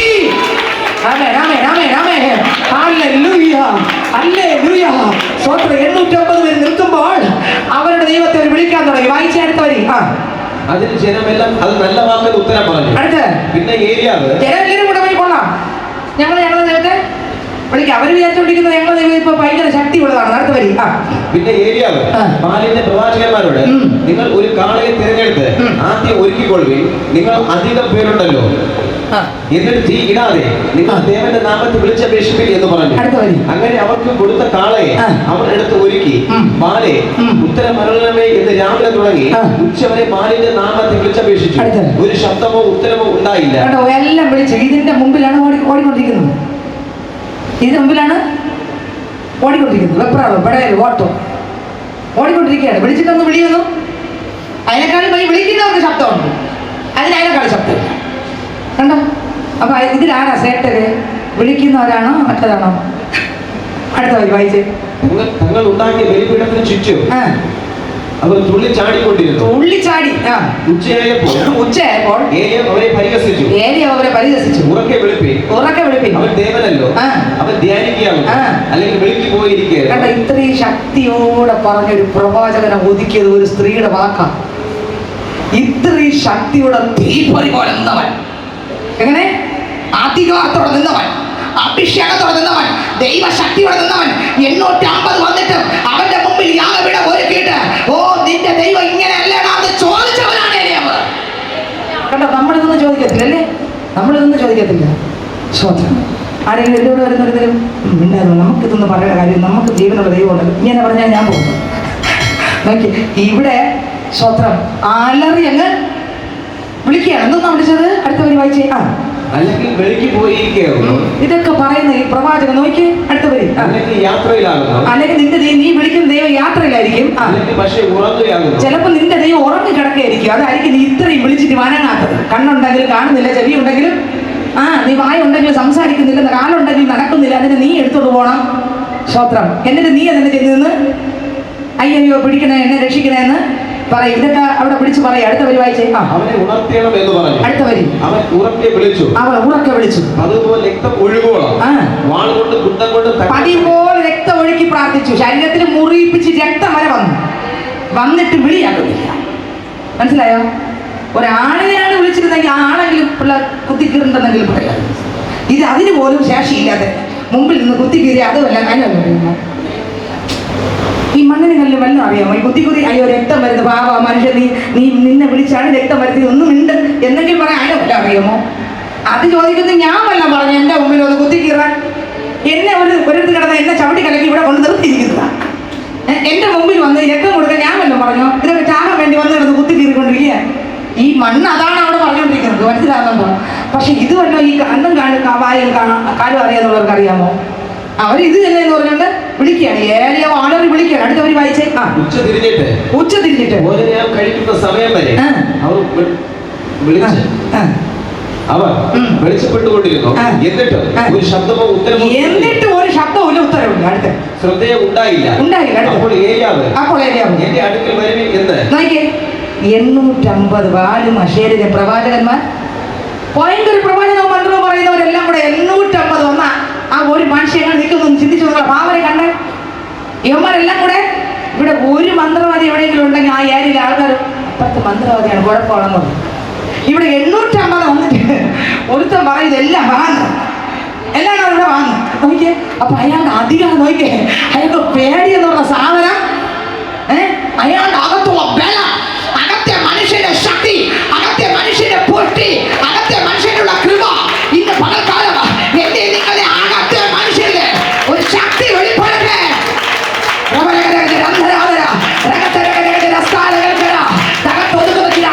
ശക്തികൾ പണിവാണെന്ന് പറയാൻ തുറന്നു പറ. നിന്നെ ഒതുക്കുന്ന, സമനില തെറ്റിക്കുന്ന, സ്വസ്ഥതയെ കെടുത്തുന്ന, കുടുംബത്തെ തകർക്കുന്ന ചില ഇരുട്ടിനെ ഇറങ്ങാനാന്ന് പറയാൻ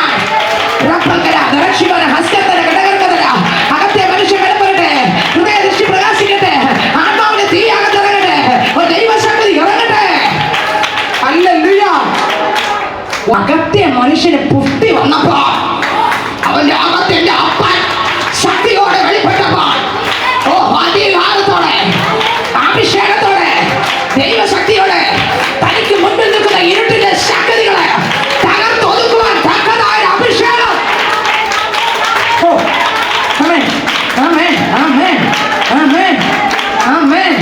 ദൈവത്തിന് സ്തോത്രം.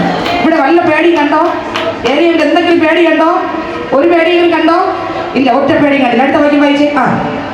എന്റെ അടുക്കൽ വരുമെന്ന് സർവ്വജനത്തോടും പറഞ്ഞു. സർവ്വജനവും അവന്റെ അടുക്കൽ ചേർന്നു. അവൻ ഇടിഞ്ഞു കിടന്ന യഹോവയുടെ യാഗപീഠം നന്നാക്കി നിനക്ക് ഇസ്രായേൽ എന്ന് പേരാകുമെന്ന് യഹോവയുടെ അരുളപ്പാട് ലഭിച്ച. ഏലിയാവൊന്നും ഇടിച്ചിട്ട് യാഗപീഠമൊന്നും അല്ല. വേറെ ആരൊക്കെ ഇടിച്ചും പണിതും തകർന്ന് തരിപ്പണമാക്കി ഇട്ട് തകർന്ന് നശിപ്പിച്ചതൊക്കെ ഏലിയാവുന്ന ഭക്തൻ അവിടെ വന്ന് എന്ത് ചെയ്തു? പുതുക്കി. നമ്മളാണെങ്കിൽ പറയാം അവൻ ഇടിച്ചേക്കും, അവൻ ചെയ്യട്ടെ, ഞാൻ ഇതിലൊന്നും പോകില്ല എന്നേ പറയുള്ളൂ. പക്ഷെ ഏലിയാവ് അങ്ങനെയല്ല. ഇവിടെ വിടുതൽ നടക്കണമെങ്കിൽ ഇടിഞ്ഞത് പണിയണം. ഓ ഓ നിന്റെ വീട്ടിനകത്ത് ചിലത് ഇടിഞ്ഞത്, ഓ ദൈവമായിട്ടുള്ള ബന്ധങ്ങൾ ഇടിഞ്ഞത്, എവിടൊക്കെ ഇടിഞ്ഞത്, എവിടൊക്കെ ഇടിഞ്ഞത്, ഇന്ന് പകൽക്കാലം ഇടിഞ്ഞത് പണിയാൻ, ഇടിഞ്ഞത് പണിയാൻ, ഇടിഞ്ഞത് തകർന്നത് തരിപ്പണമായതൊന്ന് പണിയാൻ, ആത്മാവിൽ നിറഞ്ഞത് പണിത് പുറത്തു വരാൻ ദൈവം ഇന്ന് പകൽക്കാലം എന്നെ കുറിച്ച് നിങ്ങളെ കുറിച്ച് ആഗ്രഹിക്കുകയാണ്. ആ പ്രാർത്ഥന വീരൻ, ദൈവകൃപയുള്ളവൻ, അഭിഷേകമുള്ള മനുഷ്യൻ, അധികാരമുള്ള മനുഷ്യൻ, അകത്തെ മനുഷ്യൻ പുഷ്ടിയുള്ള, അകത്തെ മനുഷ്യൻ പുഷ്ടിയോടിരിക്കുന്ന മനുഷ്യൻ, ദൈവശക്തിയാൽ നിറഞ്ഞ മനുഷ്യൻ, ഒരു ഇരുട്ടിന്റെ ശക്തികളെ ഭയപ്പെടാത്തവൻ, അവൻ ധൈര്യത്തോടെ നിൽക്കുമ്പോൾ ഹല്ലേലൂയ ഇരുട്ടിന്റെ വ്യാപാരങ്ങളെ കണ്ടുകൊണ്ട് അവൻ ഓരോ വാക്ക് ഉച്ചരിക്കുകയാണ്. ശബരഗരഗര ഗന്ധരാധര രഗതരാധര ശിവരഗരഗര രത്തഗരഗര ശമാനഗരഗര ശൂരസ്തവരഗരഗര ശിവരഗരഗര. ഹല്ലേലൂയ. അവനെ അതൊക്കെ പറയാൻ ഏൽപ്പിച്ച ഒരാളുണ്ട്, അതുകൊണ്ടാണ് പറഞ്ഞേ. താഴോട്ടുണ്ട് ആ വാക്യം. അതുകൊണ്ട് എന്തുകൊണ്ടാണ് ഏലിയാവ് ഇതെല്ലാം പറയാൻ കാരണം താഴോട്ടുണ്ട്, വായിച്ചേ. യാക്കോബിന്റെ പുത്രന്മാരുടെ ഗോത്രസംഖ്യയ്ക്ക് ഒത്തവണ്ണം 12 കല്ലെടുത്തു. കല്ലുകൊണ്ട് യഹോവയുടെ നാമത്തിൽ ഒരു യാഗപീഠം പണിതു. യാഗപീഠത്തിന് ചുറ്റും 2 സേയാവിത്ത് വിതപ്പാൻ മതിയായ എല്ലാം പണിത്, എവിടെയെല്ലാം കുറവുകളുണ്ടോ എല്ലാം നികത്തി. അടുത്ത് വിത്ത് വിതപ്പാൻ മതിയായ വിസ്താരത്തിൽ ഒരു തോടുണ്ടാക്കി. പിന്നെ അവൻ വിറകടുക്കി കാളയെ കണ്ടമാക്കി വിറകിന്മേൽ വെച്ചു. 4 തൊട്ടിയിൽ വെള്ളം നിറച്ചു. ഹോമയാഗത്തിന്മേൽ വിറകിന്മേൽ ഒഴിപ്പിൽ എന്ന് പറഞ്ഞു. 2 പ്രാവശ്യവും അങ്ങനെ ചെയ്വിൽ എന്ന് അവൻ പറഞ്ഞു. അവൻ 2-ാം പ്രാവശ്യം ചെയ്തു. അതിനുശേഷം 3-ാം പ്രാവശ്യം അങ്ങനെ ചെയ്വിൽ എന്ന് അവൻ പറഞ്ഞു. അവർ 3-ാം പ്രാവശ്യവും ചെയ്തു. വെള്ളം യാഗപീഠത്തിന് ചുറ്റും ഒഴുകി. അവൻ തോട്ടിൽ വെള്ളം നിറച്ചു. ഭോജനം കഴിക്കുന്ന നേരമായപ്പോൾ ഏലിയ പ്രവാചകൻ അടുത്തു ചെന്നു അബ്രഹാമിന്റെ ഇസ്ഹാക്കിന്റെയും ഇസ്രായേലിന്റെയും ദൈവമായ യഹോവേ, ഇസ്രായേൽ നീ ദൈവമെന്നും ഞാൻ നിന്റെ ദാസനെന്നും ഈ കാര്യങ്ങളൊക്കെയും ഞാൻ നിന്റെ കൽപ്പന പ്രകാരം ചെയ്തു എന്ന്. അപ്പൊ പറഞ്ഞത് ആരാ കൽപ്പന പ്രകാരം? ഒരാളുടെ പ്രസംഗം കേട്ടോണ്ട് പോയി പറഞ്ഞതല്ല, പിന്നെ ദൈവം കൽപ്പിച്ച കൽപ്പനയായി ചെയ്തുകൊണ്ടിരിക്കുന്നത്. ചുമ്മയാണോ? ഹല്ലേലൂയ.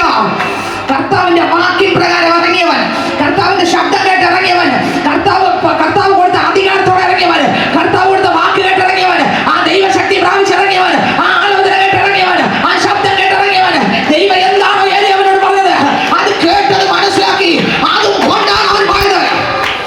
ഓ ഹല്ലേലൂയ. അവൻ ഇവിടെ വായിച്ചേ.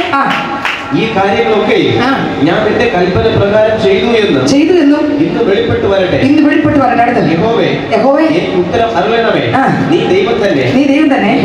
യഹോവേ, നീ തങ്ങളുടെ ഹൃദയം വീണ്ടും തിരിച്ചു എന്ന് ഈ ജനം അറിയേണ്ടതിന് എനിക്ക് ഉത്തരം അരുളണമേ എന്ന് പറഞ്ഞു. ഉടനെ യഹോവയുടെ തീ ഇറങ്ങി ഹോമയാഗവും വിറകും മണ്ണ് ദഹിപ്പിച്ചു. തോട്ടിലെ വെള്ളവും പറ്റിച്ചു കളഞ്ഞു. ജനം എല്ലാം അത് കണ്ട് കവിട്ട് വീണു. തീ ഇറങ്ങി. ആരുടെ ഇറങ്ങി? യഹോവയുടെ തീ ഇറങ്ങി പറ്റിക്കേണ്ടതെല്ലാം പറ്റിച്ചു. ഇന്ന് പകൽക്കാലം ഞാൻ പറയട്ടെ, 850 നടുവിലും ഒറ്റ തൂണായിട്ട് ക്രിസ്തുവിന്റെ ഒരു പഠനായി അഭിഷേകത്തിൽ നിറഞ്ഞ് 850 പേടിക്കാത്ത അഭിഷേകത്തിൽ നിറഞ്ഞ ഒരു മനുഷ്യനെ നിങ്ങൾ ദർശിച്ചോ? ഇന്ന് പകൽക്കാലം യഹോവയുടെ തീ ഇറങ്ങി. എന്ത് സംഭവിച്ചു? തോട്ടിലെ വെള്ളം പറ്റി, യാഗവസ്തു കത്തി എരിഞ്ഞ മറന്നു. ഹല്ലേലൂയ. ഒന്നുകൂടെ വായിച്ചാ മതി. ഉടനെ യഹോവയുടെ തീ ഇറങ്ങി ഹോമയാഗവും വിറകും മണ്ണും ദഹിപ്പിച്ചു. തോട്ടിലെ വെള്ളവും പറ്റിച്ചു. ജനമെല്ലാം അത് കണ്ട് കവിട്ട് വീണു. ജനമെല്ലാം കണ്ടോ? ഈ നിൽക്കുന്ന എല്ലാവരും എന്ത് ചെയ്തു? കമഴ്ന്നു വീണു. യഹോവ തന്നെ ദൈവം. ഏലിയാവേ, നീ വിളിച്ചത് തന്നെ കത്തിക്കുന്ന, തോട്ടിനെ വറ്റിക്കുന്ന, യാഗവസ്തു ദഹിപ്പിക്കുന്ന, യാഗത്തെ ദഹിപ്പിക്കുന്ന യഹോവയുടെ തീ, യഹോവയുടെ തീ, യഹോവയുടെ തീ, യഹോവയുടെ തീ, യഹോവയുടെ തീ, യഹോവയുടെ തീ. അവൻ തുള്ളിയില്ല, അവൻ ചാടിയില്ല, അവൻ അലറിയില്ല, അവൻ ശരീരം മുറിപ്പിച്ചില്ല. അവൻ ദൈവത്തോട് ഒറ്റവാക്കി പ്രാർത്ഥിച്ചു.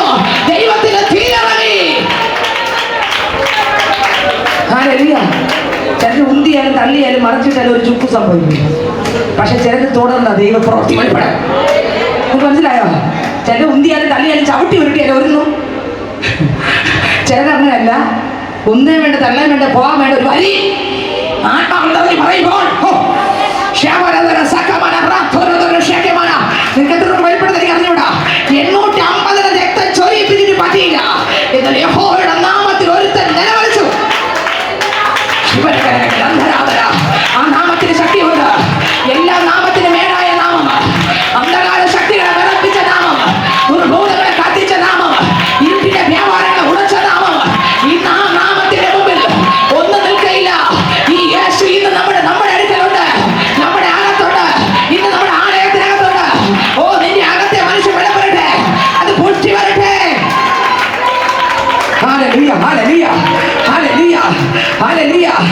ശ്രദ്ധിച്ചു നോക്കിയേ, ഇത്രയും ദൈവശക്തിയിൽ നിന്ന് യഹോവയുടെ തീ ഇറക്കിയവൻ, ചൂരച്ചെടിയുടെ ചുവട്ടിൽ കിടന്നവൻ, കർത്താവേ സാരപാത്തിലെ വിധവയുടെ വീട്ടിൽ പോയവൻ, 18-ാം അധ്യായത്തിൽ വരുമ്പോൾ 19-ാം അധ്യായത്തിലേക്ക് വരുമ്പോൾ അതിനകത്ത് എഴുതിയിരിക്കും. 19:1 മുതൽ വായിച്ചേ.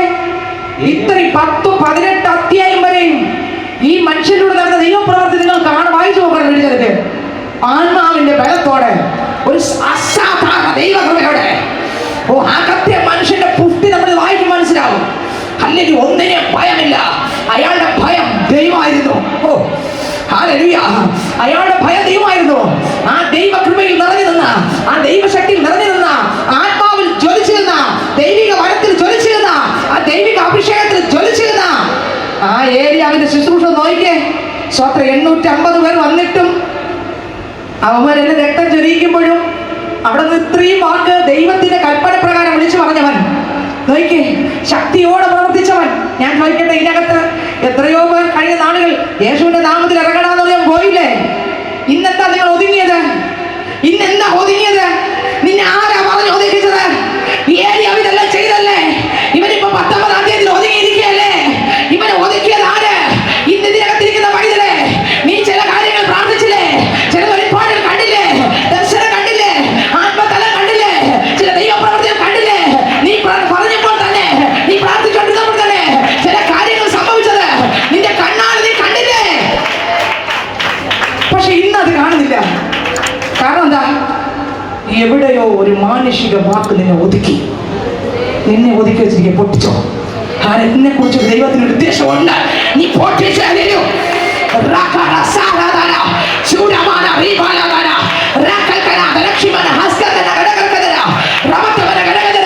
ചിലപ്പോൾ വീട്ടുകാരുടെ വാക്കായിരിക്കാം, ചിലപ്പോൾ സമയയുടെ വാക്കായിരിക്കാം, ചിലപ്പോൾ ദേശത്തിന്റെ വാക്കായിരിക്കാം, ചിലപ്പോൾ ബന്ധുക്കളുടെ വാക്കായിരിക്കാം, ചിലപ്പോൾ ജോലി സ്ഥലത്തുള്ള മനുഷ്യന്റെ വാക്കായിരിക്കാം. മനുഷ്യന്റെ കെടിയിൽ നീ കുരുങ്ങരുത്.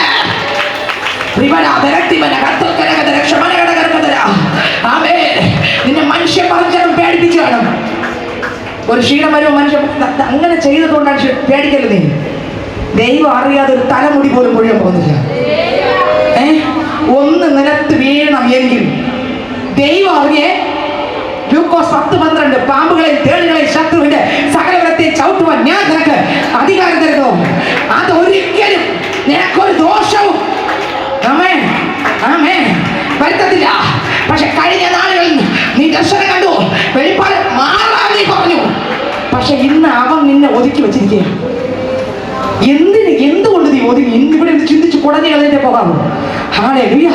ഇത്രയും തീ പോലെ ആത്മാവിൽ നിറഞ്ഞ്, അഭിഷേകത്തിൽ നിറഞ്ഞ്, ദൈവശക്തിയിൽ നിറഞ്ഞ്, വചന ധ്യാനമായാലും പ്രാർത്ഥനയായാലും ആത്മാവിൽ തുള്ളിച്ചാടി പറന്ന് നടന്ന നീ ഇന്ന് ഏതൊക്കെയോ ശത്രുവിന്റെ വലയത്തിനകത്ത്, മാനുഷിക വാക്കിനകത്ത്, ഇരുട്ടിട്ട വാക്കിനകത്ത് നീ കുരുങ്ങിയിരിക്കുന്നെങ്കിൽ ഇന്ന് പകൽക്കാലം നിന്നോട് ആത്മാവ് വ്യക്തമായി വചനത്തിലൂടെ വിളിച്ചു പറയുന്നു, മോളെ മനുഷ്യന്റെ കെണിയെ പൊളിച്ച് നീ ആത്മാവിൽ നിറഞ്ഞ് വെളിയിൽ വാ. ഹല്ലേലൂയ. ദൈവത്തിന് സ്തോത്രം. അടുത്ത വരി വായിക്കുമ്പോൾ നോക്കിയേ. ഏലിയാവ് ചെയ്തതൊക്കെ അവൻ സകല പ്രവാചകന്മാരെ വാൾ കൊണ്ട് കൊന്ന വിവരമൊക്കെ ആഹാബ് ഇസബേലിനോട് പറഞ്ഞു. അടുത്ത വരി, ഇസബേൽ ഏലിയാവിന്റെ അടുക്കൽ ഒരു ദൂതനെ അയച്ചു. ഈ നേരത്ത് ഞാൻ നിന്റെ ജീവനെ അവരിൽ ഒരുത്തന്റെ ജീവനെ പോലെ ആക്കുന്നില്ലെങ്കിൽ ദേവന്മാർ എന്നോട് തക്കവണ്ണം അധികവും ചെയ്യുമാറാകട്ടെ എന്ന് പറഞ്ഞു. അവൻ ഭയപ്പെട്ട് എഴുന്നേറ്റു. കേട്ടോ, മനുഷ്യനാണ് അവനെ ഭയപ്പെടുത്തിയത്. കണ്ടോ? ആണോ അല്ലേ? ഈ 18 അധ്യായം വരെ നിങ്ങൾ വായിച്ചു നോക്കിയേ. ഇത്ര തീവോടെ നിന്ന ഒരുത്തനെ, ഒരു സ്ത്രീയുടെ വാക്ക് അവനെ ഒതുക്കി. വായിച്ചെടുത്തവര് ജീവരക്ഷയ്ക്കായി പുറപ്പെട്ടു. ആര് പുറപ്പെട്ടു? കണ്ട, ഓടാനുള്ള വാക്ക് ആരാ? ഇസബേലിന്റെ വാക്ക്. നിന്നെ ഒതുക്കിയ വാക്ക് ആരുടേതാണ് സഹോദരങ്ങളെ? നിന്റെ മേലൊരു വിളിയില്ലേ? നിന്റെ മേൽ തെരഞ്ഞെടുപ്പില്ലേ? നിന്റെ മേൽ കഴിഞ്ഞ നാളിൽ ദൈവം അഭിഷേകം എവിടെ? അധികാരം എവിടെ? ദൈവശക്തി എവിടെ? ആരെങ്കിലും പറഞ്ഞൊരു വാക്കിൽ നീ ഒതുക്കിയോ? ജീസസ്. ഹല്ലേലൂയ. ഇവൾ പറഞ്ഞ ഒറ്റ വാക്കിൽ ഒതുങ്ങി. അടുത്ത വരി വായിച്ചേ. യഹൂദയിൽപ്പെട്ട ബേർശേബയിൽ ചെന്ന് അവിടെ തന്നെ ബാല്യക്കാരൻ താമസിപ്പിച്ചു. താനോ മരുഭൂമിയിൽ ഒരു ദിവസത്തെ വഴി ചെന്ന് ഒരു ചൂരച്ചെടിയുടെ തണലിൽ ഇരുന്നു മരിപ്പാൻ ഇച്ഛിച്ചു. കണ്ടോ? പേടിച്ചു. ഭയം ഒരു കെണിയാണ്. എന്നെ പേടിപ്പിച്ച് ഒതുക്കി കളയും. മനുഷ്യന്റെ വാക്ക് നിന്നെ പേടിപ്പിച്ച് ഇവ ഇത്രയും ദൈവശക്തി നിറഞ്ഞവനെ ഒതുക്കിയത് മനുഷ്യന്റെ വാക്കാ. ഹല്ലേലൂയ. ഒതുക്കി കളഞ്ഞു. അവന്റെ ശുശ്രൂഷ ഒതുക്കി, അവന്റെ ആരാധന ബന്ധം ഒതുക്കി, മൊത്തം ഒതുക്കി. ഇനി ഈ ഭൂമിയിൽ ജീവിക്കേണ്ടെന്നുള്ള വാക്ക് അയാളുടെ വായിലൂടെ തന്നെ വന്നു. നമ്മൾ പ്രാപിച്ച ശക്തി എവിടെ? നമ്മളിലൂടെ കഴിഞ്ഞ നാളുകളിൽ നടന്ന അത്ഭുതങ്ങൾ എവിടെ? ദൈവം ചെയ്ത വീര്യപ്രവർത്തികൾ എവിടെ? ഏലിയാവിനെല്ലാം വിട്ടു മറന്നുപോയി. പ്രശ്നം വന്നപ്പോൾ വിട്ടുപോയി. അടുത്ത പോയി വായിച്ചേ. ഇപ്പോൾ മതി യഹോവേ, എന്റെ പ്രാണൻ എടുത്തു കൊള്ളണമേ, ഞാൻ എന്റെ പിതാക്കന്മാരെക്കാൾ നല്ലവനല്ലോ എന്ന് പറഞ്ഞു. അടുത്ത മതി. അങ്ങനെ അവൻ ചൂരച്ചയുടെ തണലിൽ കിടന്നുറങ്ങുമ്പോൾ അവനെ തട്ടി അവനോട്, പെട്ടെന്ന് ഒരു ദൂതൻ തട്ടി അവനോട് എഴുന്നേറ്റ് തിന്നുക എന്ന് പറഞ്ഞു. അവൻ ഉണർന്നു നോക്കിയപ്പോൾ കല്ലിന്മേൽ ചുട്ട ഒരു അടയും ഒരു തുരുത്തി വെള്ളവും തലയ്ക്കൽ ഇരിക്കുന്നത് കണ്ടു. ഇന്നിതിനകത്ത് മാനുഷികമാകുന്ന വാക്കുകളാൽ നിന്നെ ഒതുക്കിയ സ്ഥാനത്ത് നിന്ന് എഴുന്നേൽപ്പിക്കാൻ അപ്പവും അടയുമായി തിബരിയാസിന്റെ കടൽക്കരയിൽ പത്രോസിനെ കാത്തു നിന്ന ഒരു ദൈവം വന്നിട്ടുണ്ട്. പത്രോസിനെ കാത്തു നിന്നു. എന്തിനു വേണ്ടിയാ? പത്രോസ് വീണ്ടും വള്ളവും പോലെ എടുത്തോട്ട് പോയപ്പോൾ ക്രിസ്തുവിനെ സ്നേഹിക്കുന്ന ഒന്ന് പാരാ. പത്രോസിനെ കാത്ത് കരയിൽ നിന്ന് എൻ്റെ നാഥൻ ഇന്നിതിനകത്ത് വന്നിട്ടുണ്ട്. നിന്റെ നാവിൽ തന്ന അധികാരം എവിടെ? നിന്റെ മേൽ പകർന്ന അഭിഷേകം എവിടെ? ആ ദർശനം എവിടെ? ആ വെളിപ്പാട് എവിടെ? ആ കൃപ എവിടെ? കഴിഞ്ഞ നാളുകൾ നീ പാടി ആരാധിച്ച് നൃത്തത്തോടെ ആമേൻ ഒരു പിശാചിന്റെ മണ്ഡലത്തെ പേടിക്കാതെ നീ ആത്മാവിൽ നിറഞ്ഞ് ദൈവശക്തി നിറഞ്ഞ് ക്രിസ്തു യേശുവിന്റെ ഒരു നല്ല ക്രിസ്തുവിന്റെ പടനായി പുറത്തു വന്ന ആള് ഇന്ന് ആര് നിന്നെ ഒതുക്കി? എന്തുകൊണ്ട് നിന്നെ ഒതുക്കി? എന്തോ ഒരു കെണിയല്ലയോ? ഗലാത്യർ പറയില്ലേ, അടിമനുഖത്തിൽ നിങ്ങൾ ഇനിയും കുടുങ്ങി. ഏലിയാവ് കുടുങ്ങിപ്പോയി. ഹല്ലേലൂയ. ഇന്നിനകത്തിരിക്കുന്ന നിങ്ങളോട് പറയുന്നത്, മക്കളെ കുടുങ്ങരുത്. അപ്പം തരാൻ അട തരാൻ കഴിവുള്ള ദൈവം ഇതിനകത്ത് വന്നിട്ടുണ്ട്. ആ തളർന്നിരുന്ന പത്രോസിന്റെ അടുക്കൽ ചെന്ന് കനലിൽ ചുട്ട മീനും അപ്പവുമായിട്ട് ആര് കാത്തിരിക്കുക? ദൈവം തമ്പുരാൻ കാത്തിരിക്കുകയാണ്. ആ ആണിപ്പോഴത്തെ കരം, ആ മുറിവ് ആ പച്ചയായിട്ടിരിക്കുക. ആ കൈയും വെച്ചുകൊണ്ട് കാറ്റ് എല്ലാം ഉണ്ടാക്കി കരയിൽ നിൽക്കുക. മക്കളെ കൂട്ടാൻ വല്ലതും ഉണ്ടോ എന്ന് ചോദിച്ച് അവിടെ നിൽക്കുക. പത്രോസ് കരകയറി വരികയാണ്. പത്രോസ് ചോദിച്ച ഒരു വാക്കുണ്ട്, മക്കളെ ഇവരിൽ അധികമായി മോനെ നീ എന്നെ സ്നേഹിക്കുന്നുണ്ടാ? ഇവരിൽ അധികമായി, എല്ലാത്തിനേക്കാൾ അധികമായി, ഈ ലോകത്തേക്കാൾ അധികമായി, നിന്റെ കഴിവിനേക്കാൾ അധികമായി, നിന്റെ കുടുംബത്തിലെ അംഗങ്ങളെക്കാൾ അധികമായി, നിനക്കുള്ള സമ്പത്തിനേക്കാൾ അധികമായി, നിന്റെ വിദ്യാഭ്യാസത്തെക്കാൾ അധികമായി, നിന്റെ കുടുംബത്തെക്കാൾ അധികമായി, ഈ ലോകത്തിലുള്ള സകല സൗഭാഗ്യങ്ങളെക്കാൾ അധികമായി, നിന്നെക്കാൾ അധികമായി, സകലത്തെക്കാൾ അധികമായി നീ എന്നെ സ്നേഹിക്കുന്നുണ്ടോ പത്രോസേ? ഹല്ലേലൂയ. സ്നേഹിപ്പിക്കാൻ യേശുക്രിസ്തു അപ്പോ അടയുമായിട്ട് ചെന്നു. ഭയപ്പെട്ടവനെ ബലപ്പെടുത്തി എഴുന്നേൽപ്പിക്കുവാൻ ഏലിയാവിന്റെ അടുക്കൽ ദൂതൻ ഇറങ്ങി. ഹല്ലേലൂയ. നിന്റെ മേൽ ഒരു വിളിയുണ്ട്, ഒരു തെരഞ്ഞെടുപ്പുണ്ട്. എന്നാൽ ആ വിളി ഉള്ളവനെ ഒതുക്കാൻ ശത്രുവും തൊട്ടപ്പുറത്ത് കാണും. നിങ്ങൾക്ക് എത്ര മനസ്സിലായി? ഇത് നിങ്ങൾക്ക് ഇഷ്ടപ്പെടുമെന്ന് എനിക്കറിയില്ല. ഇത് നിങ്ങൾക്ക് ഇഷ്ടപ്പെടുമെന്ന്? ഇവൻ വിളിയുണ്ടല്ലേ, തെരഞ്ഞെടുപ്പില്ലേ, ദൈവശക്തിയില്ലേ, അധികാരമില്ലേ, അഭിഷേകമില്ലേ? ഇത്രയും ദൈവശക്തിയിൽ ഇറങ്ങിയവനല്ലേ? പക്ഷെ മറ്റൊരു ശക്തി അപ്പുറത്ത് കാത്തു നിന്നു. നീ ഇക്കരെ കഴി വരും കണ്ട. പക്ഷെ അവിടെ പരാജയപ്പെടാൻ കാരണം എന്താ കാര്യം? പേടിച്ചു, കൊടയാൻ പറ്റിയില്ല. കഴിഞ്ഞ നാളുകൾ ദൈവപ്രവൃത്തി വെളിപ്പെടുന്നത് മറന്നുപോയി. കഴിഞ്ഞ നാളുകൾ ദൈവത്തിന്റെ കൃപ ഇറങ്ങിയത് മറന്നുപോയി. കഴിഞ്ഞ നാളിൽ യഹോവയുടെ തീ ഇറങ്ങിയതും പൊടുന്നവനവേ പ്രശ്നം വന്നപ്പോൾ മറന്നുപോയി. ഇന്ന് ഇതിനകത്തിരിക്കുന്ന പൈതലെ നമ്മൾ പ്രവർത്തിച്ചപ്പോൾ എന്തെല്ലാം ദൈവപ്രവൃത്തി കണ്ടവരാ. പക്ഷെ ഇന്ന് അത് ഓർമ്മയുണ്ടോ? ഇന്ന് ചെറിയ പ്രശ്നം വരുമ്പോൾ അതെല്ലാം അടിയിലല്ലേ? സ്തോത്രം. എന്നാൽ ദാവീദ് മറന്നില്ല. അവൻ പറഞ്ഞു, സിംഹത്തിന്റെയും കരടിയുടെയും വായിൽ നിന്ന് എന്നെ രക്ഷിച്ച ദൈവം ഈ മല്ലന്റെ കയ്യിൽ നിന്നും രക്ഷിക്കും. കണ്ടോ? മറന്നില്ല. ഇവിടെ ഏലിയാവ് മറന്നു. ഏലിയാവ് സ്ത്രീയുടെ വാക്കിൽ കൊന്നുകളയുന്ന വാക്കിൽ തകർന്നു.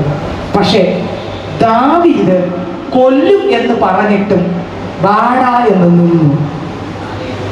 അകത്തെ മനുഷ്യൻ പുഷ്ടിക്ക് മീതെ പുഷ്ടിയിൽ നിന്നു. മറ്റത് വാക്ക് കേട്ടപ്പോൾ അകത്തുള്ളതും കൂടെ കുറഞ്ഞു. ഹല്ലേലൂയ. ഈ രണ്ട് കൂട്ടരുന്നുണ്ട് ആത്മീയ ഓണത്തിൽ.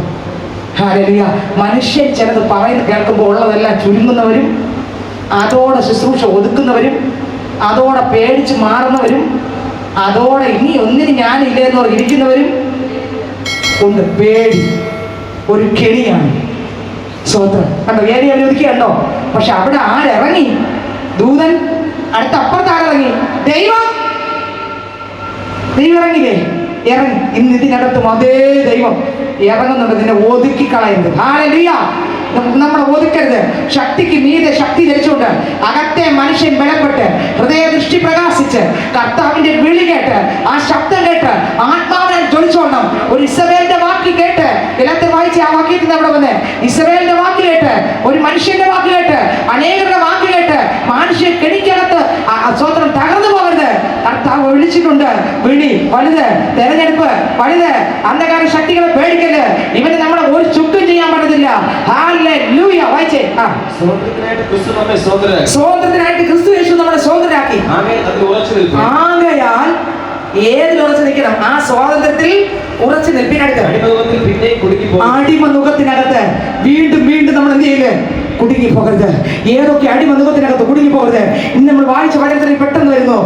പ്രാർത്ഥിക്കുന്നു. അടുത്ത് വായിച്ച് 2-ാം അധ്യായം മാർക്കോസ് സുവിശേഷം 2-ാം അധ്യായം അതിന്റെ 12 വാക്യമാണ് വായിച്ചത്. വായിച്ച് 11-12. എഴുന്നേറ്റ് കിടക്കയെടുത്ത് വീട്ടിലേക്ക് പോകാമെന്ന് ഞാൻ നിന്നോട് പറയുന്നത് പറഞ്ഞു. അടുത്ത 12 വാക്യം. ഉടനെ അവൻ എഴുന്നേറ്റ് കിടക്കയെടുത്ത് എല്ലാവരും കാണെ പുറപ്പെട്ടു. അതുകൊണ്ട് എല്ലാവരും വിസ്മയിച്ചു. ഇങ്ങനെ ഒരു നാൾ കണ്ടിട്ടില്ലെന്ന് പറഞ്ഞ് ദൈവത്തെ മഹത്വപ്പെടുത്തി എടുത്ത് അവൻ പിന്നെ കടൽക്കരയിൽ ചെന്നു. പുരുഷാരമൊക്കെ യേശുവിന്റെ അടുക്കൽ വന്നു, ഉപദേശിച്ചു. പിന്നെ അവർ കടന്നു പോകുമ്പോൾ അൽഫായിയുടെ മകനായ ലേവി ചുങ്കസ്ഥലത്ത് ഇരിക്കുന്നത് കണ്ടു. അവനെ എന്നെ അനുകരിപ്പ എന്ന് പറഞ്ഞു. കണ്ടോ? ലേവിയെ കണ്ടോട്ടെ ദൈവം പറഞ്ഞു, മോനെ കർത്താവിന്റെ ലിസ്റ്റിലുള്ളവനെ കണ്ടു. കർത്താവിന്റെ ലിസ്റ്റിലുള്ളവനെ കർത്താവ് ഇങ്ങനെ പോകുമ്പോ കണ്ട ഉടനെ അവനോട് പറഞ്ഞു, എന്നെ ഈ വിളി കേട്ടവരാണ് നമ്മൾ എടുത്തിരുന്നു. അവിടെ എവിടെ കിടന്നവരാ? അവിടെ എവിടെയൊക്കെ കിടന്നവരാ? ഇതുപോലെ വിളിച്ചുകൊണ്ടിരിക്കുക. ഓ ആമേൻ. ഹല്ലേലൂയ. അവിടെ ഇവിടെ കിടന്നവരാണ് ഞാൻ നിങ്ങൾ. നമ്മളെ ഇതുപോലെ വിളിച്ചതുകൊണ്ട് അവളോട് ഇരിക്കുന്നത് നിങ്ങൾക്ക് മനസ്സിലായെന്ന് എനിക്ക് അറിഞ്ഞൂടാ. വായിച്ചേ. ഏതോ പാവസ്ഥലത്തിരുന്നു, ഏതോ ദൈവത്തിന് ഇഷ്ടമല്ലാത്ത സ്ഥലത്തിരുന്നു, ഏതോ ലോകമോഹത്തിനകത്തിരുന്നു, ഏതോ ഇരുട്ടിനകത്തിരുന്നു. യേശു ക്രിസ്തു അതിന് നടന്നു വന്നു. ശാലിനി എന്റെ പിന്നാലെ എന്ന് പറഞ്ഞ ശബ്ദം കേട്ടപ്പോൾ അന്ന് വരെ കേട്ട ശബ്ദമായിരുന്നില്ല അത്. അന്നാണ് എന്നെ പൊട്ടിച്ച് എന്റെ അപ്പം കൊണ്ടുവന്നത്. ഇന്ന് ഞാൻ തിരികെ ഓരോരുത്തരും ചോദിച്ചാൽ നിങ്ങൾക്ക് പറയാനുണ്ട്, കഴിഞ്ഞ നാളുകൾ ഞാൻ ഇങ്ങനെയായിരുന്നു. എന്നാൽ ആ സമയത്ത് ഒരു ശബ്ദം ഞാൻ കേട്ടു, മോനെ എന്റെ പിന്നാലെ വാ, മോനെ എന്റെ പിന്നാലെ വാ. ജീസസ്. ഹല്ലേലൂയ. ആമേൻ. ലേവിയെ വിളിച്ച് ചുങ്കസ്ഥലത്താണ് അവൻ ഇരുന്നത്. അവൻ എവിടെ ഇരുന്നേ? അവൻ ഇരുന്ന സ്ഥലം എവിടെ? ചുങ്കം പിരിക്കാൻ എന്ത് നേരത്തെ വായിച്ചു. അവൻ വീട്ടിൽ പന്തിയിലിരിക്കുമ്പോൾ പല ചുങ്കക്കാരും പാപികളും യേശുവിനോട് അവന്റെ ശിഷ്യന്മാരും കൂടി പന്തിയിരുന്നു. അവനെ അനുഗമിച്ചു വന്നവർ അനേകരായിരുന്നു. അവൻ ചുങ്കക്കാരോടും പാപികളോടും കൂടെ തിന്നുകയും കുടിക്കുകയും ചെയ്യുന്നത് പരീക്ഷന്മാരുടെ കൂട്ടത്തിലുള്ള ശാസ്ത്രിമാർ കണ്ടിട്ട് അവൻ ശിഷ്യന്മാരോട് അവൻ ചുങ്കക്കാരോട് പാപികളോടും കൂടെ തിന്നു കുടിക്കുന്നത് എന്ത് എന്ന് ചോദിച്ചു. യേശു അത് കേട്ട് അവരോട്, ദീനക്കാർക്കല്ലാതെ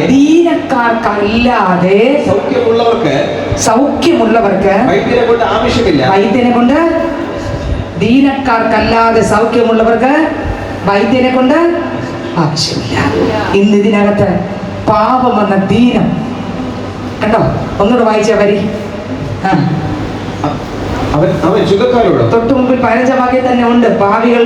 പാപികളും ചുങ്കക്കാരും പാപികളും യേശുവിനോടും അവന്റെ ശിഷ്യന്മാരോടും കൂടെ പന്തിയിൽ ഇരുന്നു. അവനെ അനുഗമിച്ച് വന്നവർ അനേകരായിരുന്നു. അവൻ ചുങ്കക്കാരോടും പാപികളോടും കൂടെ തിന്നുകയും കുടിക്കുകയും ചെയ്യുന്നത് പരീശന്മാരുടെ കൂട്ടത്തിലുള്ള ശാസ്ത്രിമാർ കണ്ടിട്ട് അവന്റെ ശിഷ്യന്മാരോട് അവൻ ചുങ്കക്കാരോടും പാപികളോടും കൂടെ തിന്നു കുടിക്കുന്നത് എന്ത് എന്ന് ചോദിച്ചു. യേശു അത് കേട്ടിട്ട് അവരോട്, ദീനക്കാർക്കല്ലാതെ സൗഖ്യമുള്ളവർക്ക് വൈദ്യനെ കൊണ്ട് ആവശ്യമില്ല. പാപികൾക്കല്ലാതെ വേറെ ആർക്കെങ്കിലും യേശുവാണോ? പാപിയെ രക്ഷിക്കാനല്ലേ യേശു വന്നേ? പാപമില്ലാത്ത ആരെങ്കിലും ലോകത്തിലുണ്ടോ? ഹല്ലേലൂയ. സകലരും പാപികളായത് കൊണ്ട് പാപമില്ലാത്തവൻ ഇറങ്ങി വന്നുല്ലേ? സ്തോത്രം. അതുകൊണ്ടാണ് മത്തായി സുവിശേഷം 9-ാമത്തെയും 12-13 വാക്യം വായിക്കുമ്പോൾ വായിച്ചേ. മത്തായി 9:12-13. യേശു അത് കേട്ടാറേ, ദീനക്കാർക്കല്ലാതെ സൗഖ്യമുള്ളവർക്ക് വൈദ്യനെ കൊണ്ട് ആവശ്യമില്ല, യാഗത്തിലല്ല കരുണയിലത്രേ. ഞാൻ വായിച്ചേ. യേശു അത് കേട്ടാറേ, ദീനക്കാർക്കല്ലാതെ സൗഖ്യമുള്ളവർക്ക് വൈദ്യനെ കൊണ്ട് ആവശ്യമില്ല, യാഗത്തിലല്ല കരുണയിലത്രേ ഞാൻ പ്രസാദിക്കുന്നു. കണ്ടോ, യാഗത്തിലല്ല പിന്നെ കരുണയിലത്രേ. വീണ്ടും നമ്മൾ വായിക്കുമ്പോൾ ലൂക്കോസ് 5:31-32 വായിക്കുമ്പോൾ ലൂക്കോസ് 5:31-32 യേശു അവരോട് ദീനക്കാർക്കല്ലാതെ വായിച്ചേ. യേശു അവരോട് ദീനക്കാർക്കല്ലാതെ സൗഖ്യമുള്ളവർക്ക് വൈദ്യനെ കൊണ്ട് ആവശ്യമില്ല, ഞാൻ നീതിമാന്മാരെ അല്ല പാപികളത്രേ. ആരെ വിളിക്കാൻ വന്നേ? പാപികളെ. പാപികളത്രേ മാനസാന്തരത്തിന് വിളിപ്പാൻ വന്നിരിക്കുന്നതിന് ഉത്തരം പറഞ്ഞു. ഇതിനകത്ത് കർത്താവ് നമ്മളോട്, മക്കളെ ഞാൻ വന്നത് വേറെ ഒന്നിനുമല്ല, പാപികളെ വിളിപ്പാനാണ് വന്നേ. ലൂക്കോസ് 15:7 പറയുന്നു, അങ്ങനെ തന്നെ മാനസാന്തരം കൊണ്ട് ആവശ്യമില്ലാത്ത 99 നീതിമാന്മാരെ കുറിച്ചുള്ളതിനേക്കാൾ മാനസാന്തരപ്പെടുന്ന ഒരു പാപിയെ ചൊല്ലി സ്വർഗത്തിൽ ആദ്യം വായിച്ചേ. അങ്ങനെ തന്നെ മാനസാന്തരം കൊണ്ട് ആവശ്യമില്ലാത്ത 99 നീതിമാന്മാരെ കുറിച്ചുള്ളതിനേക്കാൾ മാനസാന്തരപ്പെടുന്ന ഒരു പാപിയെ ചൊല്ലി സ്വർഗത്തിൽ അധികം സന്തോഷം ഉണ്ടാക്കുമെന്ന് ഞാൻ നിങ്ങളോട് പറയും. സ്വർഗത്തിൽ ദൈവത്തിന് സന്തോഷം എന്താണ്? പാവി മാനസാന്തരപ്പെടും. ഇതിനകത്തിരിക്കുന്ന സഹോദരനെ സഹോദരിയെ സ്വർഗ സന്തോഷിക്കുന്നത് നമ്മുടെ കുറവുകളെ വിട്ട് വരുമ്പോഴാണ്, നമ്മുടെ തെറ്റുകളെ വിട്ട് വരുമ്പോഴാണ്, ആ യേശുവിന്റെ മുൻപിൽ അപ്പാന്ന് വിളിച്ചുകൊണ്ട് വരുമ്പോഴാണ്. ഹല്ലേലൂയ. പാവിയെ രക്ഷിക്കാനാണ് യേശു വന്നത്. പക്ഷെ ഒരു കൂട്ടം പേർ യേശു പാവികളോടുകൂടെ ഭക്ഷണത്തിനിരിക്കുമ്പോൾ യേശു ക്രിസ്തുവിനെ ഹല്ലേലൂയ പരിഹസിക്കാൻ തുടങ്ങി. എന്നാൽ യേശു പറഞ്ഞു, നീതിമാന്മാരെ രക്ഷിക്കാനല്ല, പാവികളെ രക്ഷിക്കാനാണ് വന്നത്. അങ്ങനെ പാവികളെ രക്ഷിക്കാൻ യേശു വന്നതുകൊണ്ടാണ് പാവികൾ പ്രധാനിയെ ശാലിനിയെ രക്ഷിച്ചത്. ഇതിനകത്തിരിക്കുന്ന ഓരോരുത്തരും പാവികളായിരുന്നു. എന്നാൽ പാപത്തിൽ കിടന്ന എന്നെ നിങ്ങളെ രക്ഷിക്കാനാണ് നീതിമാനായ യേശു വന്നത്. ലൂക്കോസ് 19:10 പറയുന്നു, കാണാതെ പോയതിനെ തിരഞ്ഞു രക്ഷിപ്പാനല്ലോ വായിച്ചേ മനുഷ്യപുത്രൻ വന്നത്. കാണാതെ പോയതിനെ തിരഞ്ഞു രക്ഷിപ്പാനല്ലോ മനുഷ്യപുത്രൻ വന്നതെന്ന് പറഞ്ഞു. 1 തിമോഥെയോസ് 1:15-16 വായിക്കുമ്പോൾ ക്രിസ്തു യേശു പാപികളെ രക്ഷിപ്പാൻ ലോകത്തിൽ വന്നു എന്നുള്ളത് വിശ്വാസിയും എല്ലാവരും അംഗീകരിപ്പാൻ യോഗ്യമായ വചനം തന്നെ. അപ്പോസ്തലൻ പറഞ്ഞു, ആ പാപികളിൽ ഞാൻ ഒന്നാമൻ. വായിച്ചേ. വിശ്വാസിയും എല്ലാവരും അംഗീകരിപ്പാൻ യോഗ്യമായ വചനം തന്നെ. അടുത്ത് എന്നിട്ടും ഈ ഒന്നാമനായ പാപിയായിട്ടും ഇതിനകത്തിരിക്കുന്ന സഹോദരങ്ങളെ ശ്രദ്ധിച്ചേ, ആ പാപത്തിൽ ഒന്നാമത് ഞാനായിട്ടും എന്റെ ദൈവം എന്നോട് കരുണ കാണിച്ചു. കർത്താവിന്റെ കരുണയുടെ വിലയാണ് ഞാൻ നിങ്ങളും. കർത്താവ് ക്ഷമിച്ചതിന്റെ വിലയാണ് ഞാൻ നിങ്ങളും. യേശു താഴെ കൊടുത്തതിന്റെ വിലയാണ് ഞാൻ നിങ്ങളും. നിങ്ങൾക്ക് മനസ്സിലാകുന്നുണ്ടോ? ഹല്ലേലൂയ. നോക്കിയേ, യേശുക്രിസ്തുവിനെ കന്നത്തടിച്ചില്ലേ? നിർത്തൽ സമയം യേശുക്രിസ്തുവിനെ കന്നത്ത് അടിച്ചില്ലേ? അടിച്ചപ്പോ തൊട്ടപ്പുറത്ത് നിന്ന് ഒരു കൂട്ടം വരെ ചിന്തിച്ചാണ്, ഇവനെന്തോന്ന് കയ്യില്ലേ? ശ്രദ്ധിച്ചാലേ മനസ്സിലാവൂല്ലേ. ഇത്രയും പത്യം ഇതുവരെ ഉള്ളതല്ല, ഇനി പത്യമാണേ. 5 മിനിറ്റ്. യേശുക്രിസ്തുവിനെ കന്നത്തടിച്ചില്ലേ? അടിച്ചല്ലോ. യേശുക്രിസ്തു മിണ്ടാകുന്നില്ലേ? അപ്പുറത്ത് ഒരാൾ നിന്ന് പറയുകയാണ്, ഉദാഹരണമാണ്, ബൈബിൾ സിസ്റ്ററെ അപ്പുറത്ത് നിന്ന് പറഞ്ഞെടുത്തായിരുന്നു ഇല്ല. അപ്പുറത്ത് നിന്ന് ഒരാൾ പറയുകയാണ്, ഇവന്റെ കൈ എവിടെ പോയി? ഇവനാണെച്ചെങ്കിൽ ഇവൻ കൊടുക്കാത്തത് എന്ത്? ഇപ്പുറത്ത് നാള് പറഞ്ഞു. പക്ഷെ യേശു ദൈവരാജ്യം പണിയുകയായിരുന്നു. യേശു ഏത് രാജ്യം പണിയുകയായിരുന്നു? മനുഷ്യർക്ക് യേശുക്രിസ്തുവിനെ കണ്ടപ്പോൾ അയ്യേ, ഈ സ്ഥാനത്ത് ജ്ഞാനമല്ലായിരുന്നെങ്കിൽ അപ്പം തിരിച്ച് യേശുക്രിസ്തു ഇവിടെ നിന്നത് കൊണ്ടാണ് ഞാൻ നിങ്ങൾ ഇവിടെ. അവിടെ യേശുക്രിസ്തു തിരിച്ചു പ്രതികരിക്കാതെ നിന്ന് ദൈവത്തിന്റെ രാജ്യം പണിതപ്പോൾ എന്നെ രക്ഷിച്ച് ആ ഭാഗത്ത് കൊണ്ട് എന്നെ ഒരാൾ അടിക്കുമ്പോൾ ഞാൻ തിരിച്ചടിക്കാതെ വീട്ടിൽ വന്നാൽ എന്നോട് വീട്ടുകാർ ചോദിക്കും, നിന്റെ കൈ എവിടെ?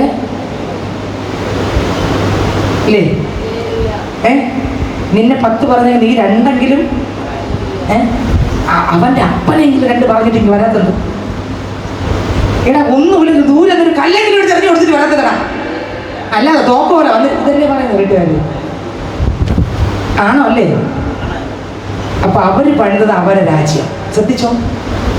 പക്ഷെ യേശു പണിതത് ദൈവത്തിന്റെ രാജ്യം. ശാലിനെ തിരിച്ചടിക്കാൻ പറ്റാതെ അകത്തും പറ്റുന്നില്ല, പുറത്തും പറ്റുന്നില്ല, വിരോധം വരുന്നില്ല. നിൽക്കുമ്പോൾ എൻ്റെ പ്രിയപ്പെട്ടതെല്ലാം പറയും, അവൾക്ക് വട്ട് തന്നെ, അവൾ ഊളം പറ കൊണ്ടുപോകണം പറയും. പക്ഷെ അങ്ങനെ ഒരു കൃപ എനിക്ക് വന്നാൽ ശാലിനിക്കകത്തിരിക്കുന്ന ക്രിസ്തു പറയുന്നത് ശാലിനിയുടെ രാജ്യമല്ല, ദൈവത്തിൻ്റെ രാജ്യം. നിങ്ങൾക്ക് മനസ്സിലാവുന്നുണ്ടോ ഇല്ലയെന്ന് എനിക്കറിയില്ല. ഈ രണ്ട് ഭാഗം മറക്കരുത്. ഹല്ലേലൂയ. ഒരു ദൈവ പൈതൽ ക്ഷമിച്ചു നിൽക്കുമ്പോൾ ജനം പറയും, അയ്യേ അതിനെ പറഞ്ഞിട്ടൊന്നും. ആ ആള് ക്ഷമിച്ചപ്പോൾ ഒരാളിന് പോഷത്വമായിട്ട് തോന്നി, അയ്യേ നാണക്കേടായിട്ട് തോന്നി. പക്ഷേ അയാളവിടെ ക്ഷമിച്ചപ്പോൾ ദൈവരാജ്യം, ദൈവത്തിൻ്റെ ഇഷ്ടം ഭൂമി ആ മനുഷ്യരിലൂടെ വരികയാണ് ചെയ്തത്. ആ പാപം അപ്പുറത്തിരുന്ന മറ്റേ ആൾ ആ പാപം ചെയ്തപ്പോൾ ഇപ്പുറത്ത് നിന്ന് ക്രിസ്തുവിൻ്റെ മകൻ അല്ലെങ്കിൽ മകൾ ആ പാപം ചെയ്തില്ല. ഇപ്പുറത്ത് നിന്ന കൂട്ടുകാരി പറഞ്ഞു, എടി ഞാനത് ചെയ്തു, അതിലെ ആനന്ദം വേറെയാ എന്ന് പറഞ്ഞപ്പോൾ ഇപ്പുറത്ത് നിന്നവൻ പറഞ്ഞു, ഇല്ല, എൻ്റെ ദൈവം എൻ്റെ മുമ്പിൽ. കണ്ടോ, പണിത് ആരുടെ രാജ്യമാണ് പറ? ഇവനും അതുപോലത്തെ ആളാ, ഇപ്പുറത്ത് നിന്ന് പാപം ചെയ്തു അതുപോലത്തെ ആളാ.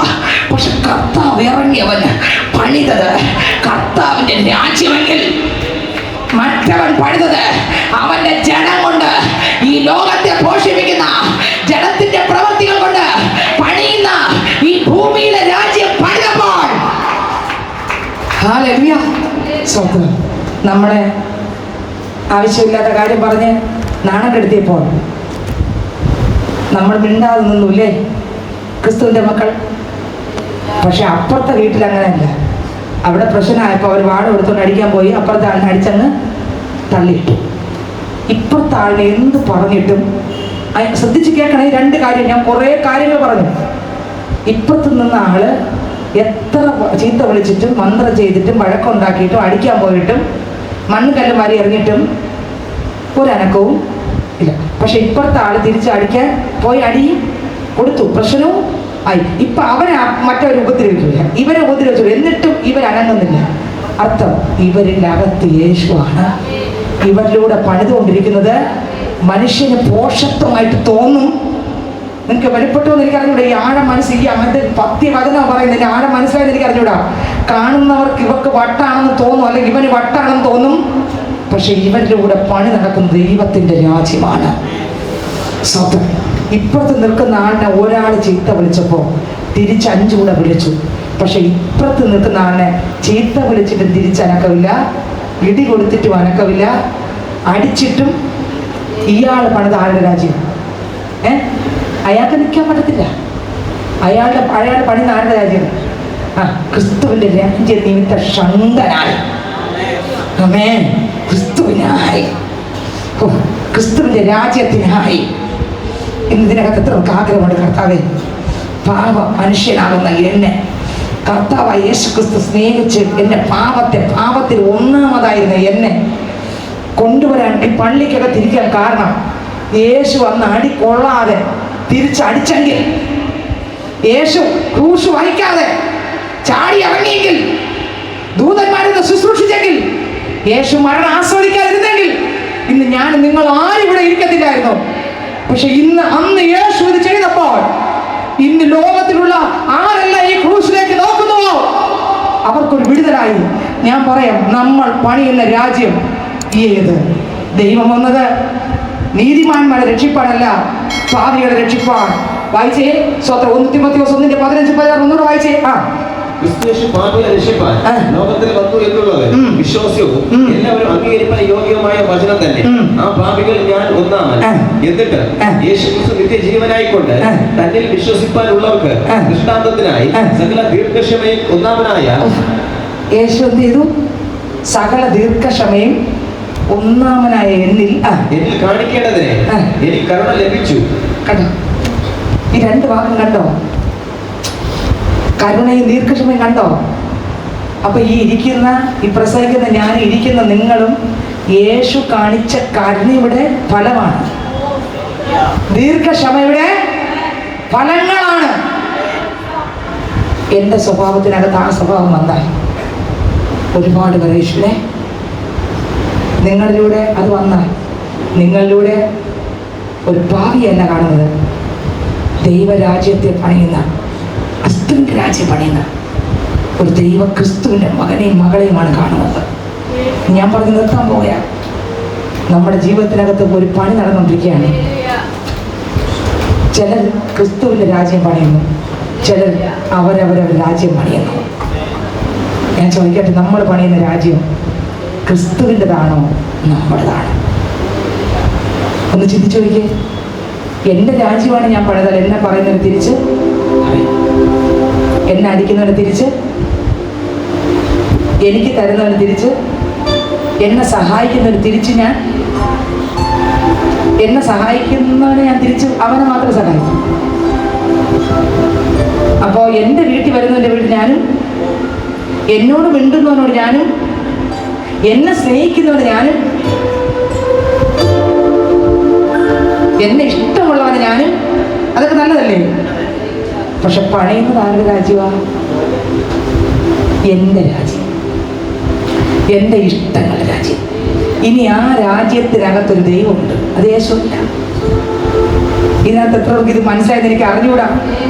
ഏത് ദൈവത്തെയാണ് നമ്മൾ പൂജിക്കുന്നത് ഇപ്പൊ ചിന്തിച്ചു കൊള്ളണം.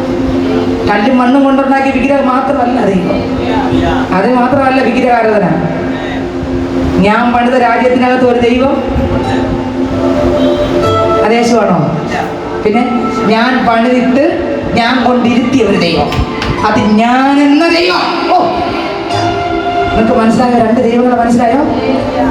പക്ഷെ മറ്റൊരുത്തൻ അങ്ങനെയല്ല. പൗലോസ് അപ്പോസ്തലൻ അങ്ങനെയല്ല. ഡമസ്കോസിൽ വെച്ച് വിളിച്ച് വേർതിരിച്ചു. അന്ന് മുതൽ ക്രിസ്തുവിന്റെ രാജ്യം പണിയാൻ തുടങ്ങി.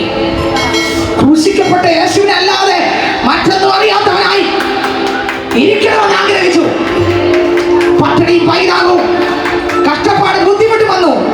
ക്രിസ്തുവിനെ വെളിപ്പെടുത്തി കിട്ടുന്തോറും തന്റെ രാജ്യങ്ങളെല്ലാം ഇടിഞ്ഞുകൊണ്ടിരുന്നു. നിങ്ങൾക്ക് മനസ്സിലാവുന്നുണ്ടെന്ന് എനിക്ക് അറിഞ്ഞൂടാ. ചെയ്ത് ഞാൻ പറയുന്ന പത്യവചനമാണ്. ക്രിസ്തുവിനെ അപ്പോസ്തലന് വെളിപ്പെട്ട് കിട്ടിയത് മുഴുവനും, കിട്ടുന്ന സമയം മുഴുവനും ഏതൊക്കെ ഭാഗത്ത് വെളിപ്പെട്ടോ അവിടെ എല്ലാം ആ മനുഷ്യൻ തകർന്നുകൊണ്ടിരുന്നു. പിന്നത്തേതിൽ പണിയുന്നതെല്ലാം ദൈവത്തിന്റെ രാജ്യമായിരുന്നു. ദൈവത്തിന്റെ രാജ്യം പണിത് പണിത് പണിത് അയാളുടെ രാജ്യം ഒന്നുമില്ലാതായി. ഒരിക്കൽ അയാൾ പറഞ്ഞു, ഞാൻ നിങ്ങളോട് കടക്കാം. ഞാൻ വായിച്ച പന്ത വിട്ടുപോയി. പൗലോസും കടവോ? അടുത്തവരെ എഴുതിയിരിക്കുന്നു, നിങ്ങളോട് സുവിശേഷം പറയാത്തതാണ് എൻ്റെ കട. നിങ്ങൾക്ക് എത്ര പേർക്ക് മനസ്സിലായി? സുവിശേഷം പറയാത്തത് ആ ബൈബിളിൽ ഈ വ്യത്യാസമുണ്ടോ? സമയമില്ലല്ലോ. സുവിശേഷം പറയാത്തത് കടം. നമുക്ക് അങ്ങനെ ആർക്കെങ്കിലും തോന്നിയിട്ടുണ്ടോ? അപ്പുറത്തെ കടയിൽ 1000 രൂപയ്ക്ക് സാധനം വാങ്ങിയത് കൊടുത്തില്ല, അത് കടമെന്ന് അറിയാം. ഇന്ന കാര്യങ്ങൾ വാങ്ങിയത് കൊടുത്തില്ല, അത് കടമെന്ന്, ബാങ്കിൽ കടമെന്ന് അറിയാം. പക്ഷെ ദൈവത്തിന്റെ രാജ്യം പണിയുന്നവന് കർത്താവിന്റെ വചനം പറഞ്ഞില്ലെങ്കിൽ അവൻ പറയും, ഞാൻ കടക്കാരൻ. നിങ്ങൾക്ക് മനസ്സിലാവുന്നുണ്ടോ ഇല്ലേ? ക്രിസ്തുവിനെ അവന് വെളിപ്പെട്ട് കിട്ടാൻ തുടങ്ങിയപ്പോൾ ആ മനുഷ്യൻ പറയാണ്, അയാൾക്ക് എവിടെയല്ല ക്രിസ്തുവിനായിട്ട് ചെയ്യാൻ പറ്റിയില്ലയോ അവിടെയെല്ലാം ഇറങ്ങി നിന്ന് ആ മനുഷ്യൻ പറയുകയാണ്, ഞാൻ കടക്കാരൻ. നിങ്ങൾക്ക് വെളിപ്പെട്ടോ ഇല്ലയോ? നമ്മൾ പറയുന്ന പൈസ കട മാത്രം, അപ്പോസ്തലന്റെ കട അതല്ല. അയാൾ പറയുന്നു, സുവിശേഷം പറയാത്തതിന്റെ കടവാ. അപ്പൊ ഇതിനകത്തിരിക്കുന്ന നമുക്ക് എല്ലാവർക്കും എന്തുണ്ട്? ക്ലാസ്സിൽ, സ്കൂളിൽ, കോളേജിൽ, ജോലി സ്ഥലത്ത് പോകുന്നിടത്തും വരുന്നിടത്തും കടമേ. ആരോടും നമ്മൾ ആരെക്കുറിച്ച് പറയത്തില്ല. ആരെക്കുറിച്ച് പറയില്ല? യേശുവിനെ കുറിച്ച് പറയാൻ അവൻ എന്ത് ചിന്തിക്കും? ഒരു ഉദാഹരണം പറഞ്ഞ നിർത്താം. ആരും വിഷമിക്കല്ലേ? വിഷമിക്കാനല്ല. ഞാനിപ്പോൾ ഒരു ജോലിക്ക് പോയി വെച്ചു. ഞാൻ ജോലിക്ക് ശാന്തി സിസ്റ്റർ എന്ത് വരുവേ ജോലിക്ക് ഞാൻ പകൽ മൊത്തം വചനം പറഞ്ഞു. വൈകുന്നേരം ജോലിയെല്ലാം കഴിഞ്ഞ് ശമ്പളം തന്നു. 10 രൂപ കുറച്ച് തന്നു. അത്ര നേരം എന്തെന്ന് പറഞ്ഞു? ഞാൻ വചനമാണ് പറഞ്ഞു. 10 രൂപ കുറച്ച് തന്നു. ആ വചനത്തിനെല്ലാം ഇവിടെ അങ്ങോട്ട് ഇട്ടിട്ട് 7 ഞാൻ നട്ടല്ലോടി. രാവിലെ തൊട്ട് വൈകുന്നേരം വരെ വചനം ദിവസം പണിക്ക് പോയപ്പോൾ ഞാൻ പറഞ്ഞു, സാറേ എനിക്ക് നാളത്തെ ശമ്പളം കൂടെ തരണം. ഇന്ന് എനിക്കൊരാവശ്യം, തലേ ദിവസം നാളത്തെ ശമ്പളം കൂടെ എനിക്ക് തരണം. നാളെ ഞാൻ പണി ചെയ്ത് സാറിന് ഇട്ട് തരാം. നാളെ പണി ചെയ്ത് തീർന്നപ്പോൾ ശമ്പളം തീർന്നപ്പോൾ സാറ് പറഞ്ഞു, നീ ഇന്നലെ പണി ചെയ്തപ്പോൾ പൈസ വാങ്ങി പോയില്ലേ? മൊത്തം വചനമൊക്കെ പറഞ്ഞിരിക്കുക. ക്ഷമയില്ലാതെ ക്രൂരതയോടെ ചാടിക്കടിച്ച് ഞാൻ കള്ളനമല്ലാണോ, അടുത്ത ദിവസം തരില്ലേ? വചനം അവിടെ പോയി. പിന്നെ ആള് രക്ഷിക്കപ്പെടുവോ? അയാളത് കടം വാങ്ങിച്ച് നമ്മൾ വിളിച്ചു കിടന്നു. രക്ഷിക്കപ്പെടുവോ? വിഷമിക്കല്ലേ? നമ്മൾ പണിയുന്ന രാജ്യം ഏത്? എവിടെ പോകുമ്പോഴും ഒരു രാജ്യം പണിതുകൊണ്ടിരിക്കുക. 2 രാജ്യമുണ്ട്. ഒന്ന് ദൈവത്തിന്റെ പൈതൽ പണിയുന്ന ക്രിസ്തുവിന്റെ രാജ്യം. അത് അയാളുടെ പണിയില്ല, എല്ലാം പണിയുന്നത് യേശുവാ. അയാൾക്ക് പണിയാൻ പറ്റില്ല. കർത്താവ് അയാൾ നിറഞ്ഞ് കർത്താവ് പണി. മറ്റതങ്ങനെയല്ല. അയാളുടെ സുഖം, അയാളുടെ സന്തോഷം, അയാളുടെ ആനന്ദം, അയാളുടെ ഇഷ്ടത്തിന് അയാളുടെ രാജ്യം. അയാളുടെ രാജ്യത്തിനകത്ത് അയാളെന്ന ഞാൻ